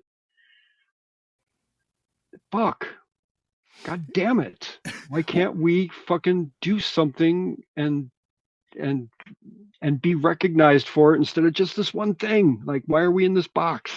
You know? What I feel like that's where like maybe the benefit of the name change comes in. Like if Dinosaur Jr., obviously though it's a lineup change, but like, if they remain being called Deep Wound as they become Dinosaur Jr., would they still have the people at the show yelling for the songs off the 7 inch? And like would you guys have that when you're opening for like or when not you're opening, but like when you're playing with like MC 900 Foot Jesus or playing with like Sonic Youth and the Laughing Hyenas, would you still have the hardcore kids and the old punk rockers coming out yelling for these songs? Yeah, that was kind of the thing. Like like I said earlier, I hadn't realized that for a period of time we didn't play anything from the first record at all. It was all like it didn't even exist. It was Oktoberfile and Forward, and even stuff from Oktoberfile would be like Man in the Trees, Cool Breeze, Yeah, it's been so long, you know, the non-hardcore stuff, and there they would be, like, you know, this hope, rumors, don't say please, you know, something, pain, hate me, and um, fucking A+ dudes. That was a long time ago. We want to play this for you now, and it was maddening. It was tough. I think there's some footage of us playing with, I want to say Slapshot, but I'm not positive, in Detroit on like a rainy fucking Tuesday night or something. And it's in the basement of an old factory or something. And we're playing Cool Breeze. And I had just kind of had it up to there by that point with, like, and you can see it on my face and some of the other guys that, like, oh fuck. I mean, we wanted to play what we wanted to play, but to get the reaction from, what the fuck is this fucking bullshit, and play something fast, and it just wore us down after a while, like, we're so much more than just that one period of time. At least we thought we were, and it seems like, I mean, there's the other label that wanted to sign us was Mechanic Records, so we had all these bigger labels that kind of wanted to latch onto us and do something with us, and we couldn't understand why the audience wasn't expanding with us. Somehow we got bottled in the punk rock scene, which, you know, kind of died out. There there wasn't much left to it after a while, and we seemed to pull the punk and hardcore kids and older folk out, and all they wanted to hear was the old stuff. They weren't interested in Cement. They definitely weren't interested in Gone Away or Seasons of Wither, for that matter, and it was really depressing. Yeah, like And it's. sometimes Oh, go on, sorry. sometimes you can see that on our faces, like that show in Detroit. Like, this is a bummer. I really feel like I walk in your footsteps, not just sonically, also career path wise with my band. Because yeah, we kind of dealt with that too, and I feel like we also have kept the name now for 20 plus years, right? Where we haven't changed the name, and it's almost like you need to give the audience, like, you need to spell it out for them explicitly. So almost like you need to, like, be like, okay, we've got a new name now. Don't show up expecting the old band. There's going to be a new band here. But because you guys, and this is, I think, what makes you so amazing as a band musically, is because you kept evolving. There wasn't like that clean break for people to be like, oh, they're just a fucking different band now. It's not this thing, it's now this thing. But to me, that's because there's also like a sonic through line that's going through, and that's like there's like a Absolutely. an expanding of what you're doing, and that's, I think, I have once again the benefit of temporal distance to look at the whole career and be like, no, it's fucking amazing the whole way through. I think we were out. It might have been the Gone Away tour or maybe the Cement tour, and we had a new sound man with us. Like, it was kind of weird. Like, our regular guy Joe couldn't make it, and it was sudden. It was like the day before the tour. Suddenly he couldn't do it, and but he's like, but I have this friend. He's really good, and he's free. His name is Mike Rincon, and he can go with you, and he's really good. And so, all right. So the next morning, this guy that we never met before, that we were going to spend the next like 5 weeks in the van with side by side, shows up. And I think maybe he was just slightly older than us, 2 or 3 years, maybe, but he was really good.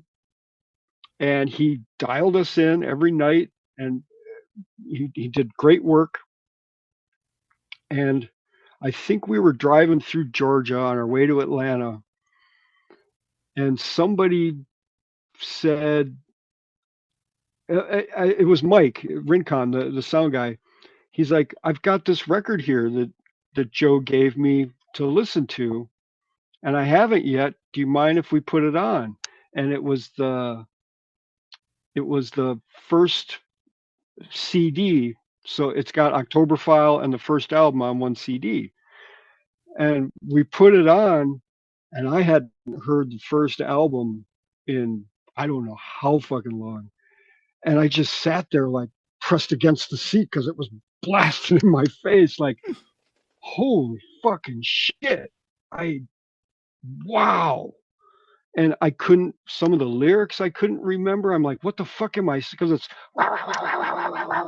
you know, and Rincon was like, this is you guys? Because he was used to hearing like Century Days, Gone Away, Cement. And it was that next show that we started putting first album stuff back into the set. Like, why aren't we doing All White anymore? That fits. And we should be playing Pain and Hate Me together because we always did that back in the day, and that would be really cool. We should do that. And we should play that song Sick People has that long interlude before it with the guitar. Like we should all that stuff works. That's and we started putting those songs. We would pick and choose every night and put a couple in.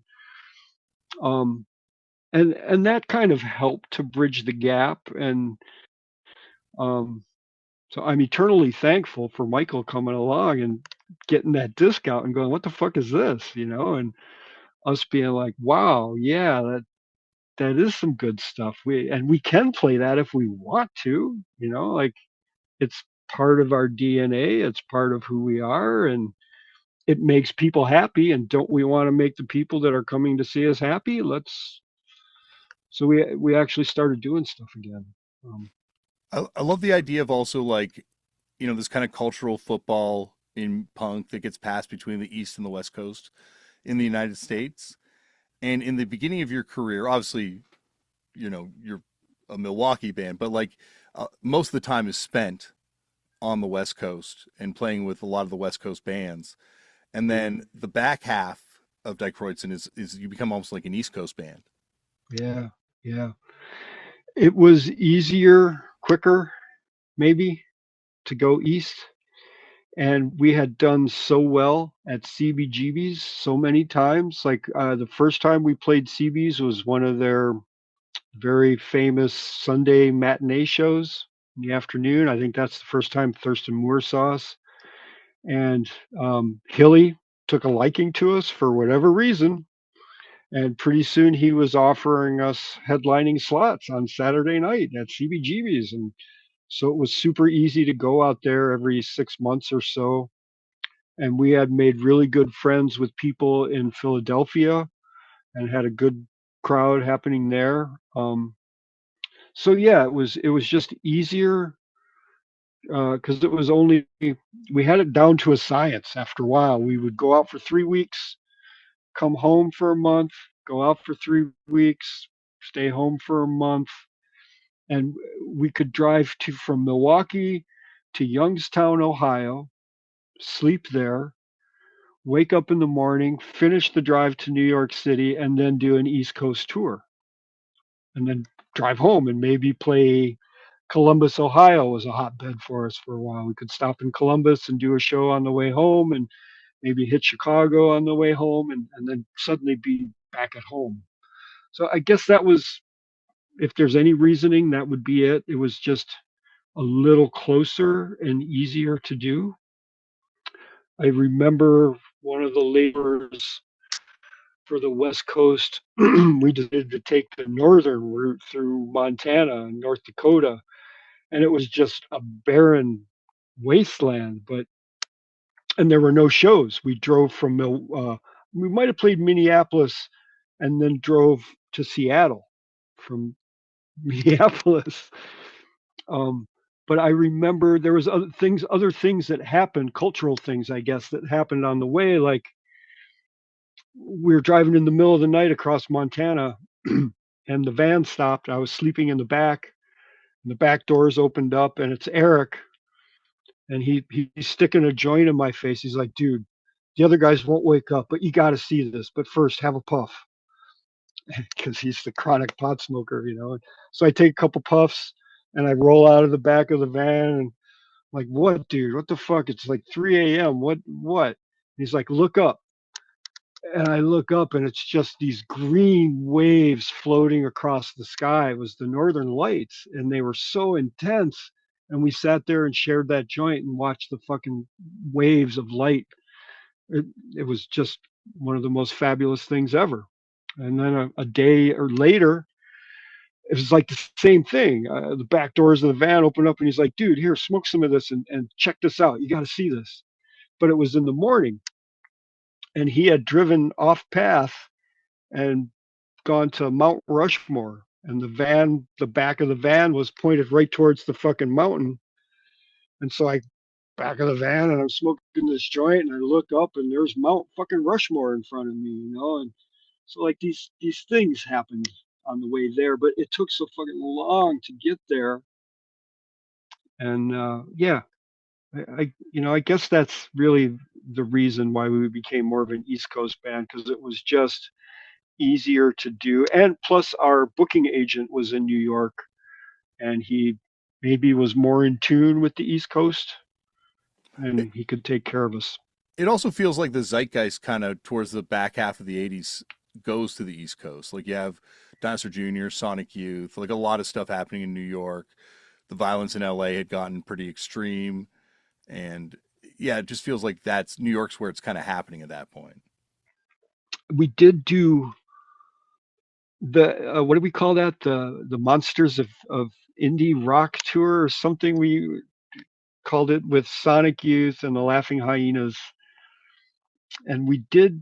I remember we played the Whiskey in LA, which we were stoked about because holy fuck, we're playing the Whiskey a Go Go. But there was really nobody there, and it was kind of a bummer show. Um, and we played, oh god damn it, in San Francisco, the giant fucking place where Fillmore's? everybody plays. Fillmore. We played Fillmore with Sonic Youth and Mudhoney. And Mudhoney actually opened for us, even though they were kind of really getting big at that point. And then we played in between. So it was cool, but we felt a little out of place maybe. And then we were suddenly off on our own again to do Seattle and Portland and other places that and it was back to the last of the Mohicans suddenly where we had been playing these giant shows and now all of a sudden back to like fucking A man, like again, really? Um, I have talked to you forever, and Dan, I could talk to you for hours more. At some point in the future, will you come back for a part two? Yeah, for sure. Before I let you go this time, what's the deal with that Steve Aoki song that it's like you guys are credited on it, the Exploited are credited on it, and some guy by the name of Sick Boy? Oh, yeah, it's the name Die Kruezen might be mentioned on it only because that's Eric's on drums and easily recognizable right away. Yeah, That's yeah. his drumming. And so Eric had that restaurant in Amsterdam for I don't know a long time, maybe 20 years, maybe not quite so long. But one of the people that and so is it's a conglomeration of rooms and things that go on in this building called the Milkweg. There's two music venues, maybe three, and there's a upstairs where they have plays, and there's like a hemp clothing shop there was in there for a while, or an artist space maybe it was. And then there was the restaurant, and Eric ran the restaurant for many years after Die Kruezen broke up. And one of the people that worked in the music part of the Milkweg was Big John from the Exploited. So he and Eric got to be really, and I have a whole nother Exploited story for you for next time. Die Kruezen and the Exploited meet, and it's not good. Um, so it's funny that he and Big John and then eventually me would come to just be good friends. And I love Big John, and he's one of the coolest people ever, you know. Um, But that's the Exploited connection. I think he's playing some guitar on that song, and Eric's playing drums. And I think they won a Grammy for that or something. Yeah. Steve Aoki, master of marketing, credits both Die Kruezen and Exploited because he has one member from each of them. That is masterful. That is You got to give it masterful. to him. Absolutely, we should both hire him to be the person to manage our bands and and help us get out Yes, of our little brackets that we're stuck in. for sure. Well, Dan, this has The, been the a crosses are the well, crosses are hoping to bust out a little bit. I mean, we started off as a Die Kruezen tribute band, I think, playing strictly hardcore, but as you know, Outlier's not quite a hardcore record. It's heavy, it's punk, it's metal, it's whatever, and we are in songwriting mode at the moment, and the new stuff is definitely a step forward, and it's different but the same. So I'm super excited for the next chapter. Like by this time next year, I'm hoping we have a full album coming out. that's awesome. Well, anytime you want to come back before this time next year, you are always Yes. welcome here. All right, my friend. Thank you, Damian. Really appreciate your time and effort.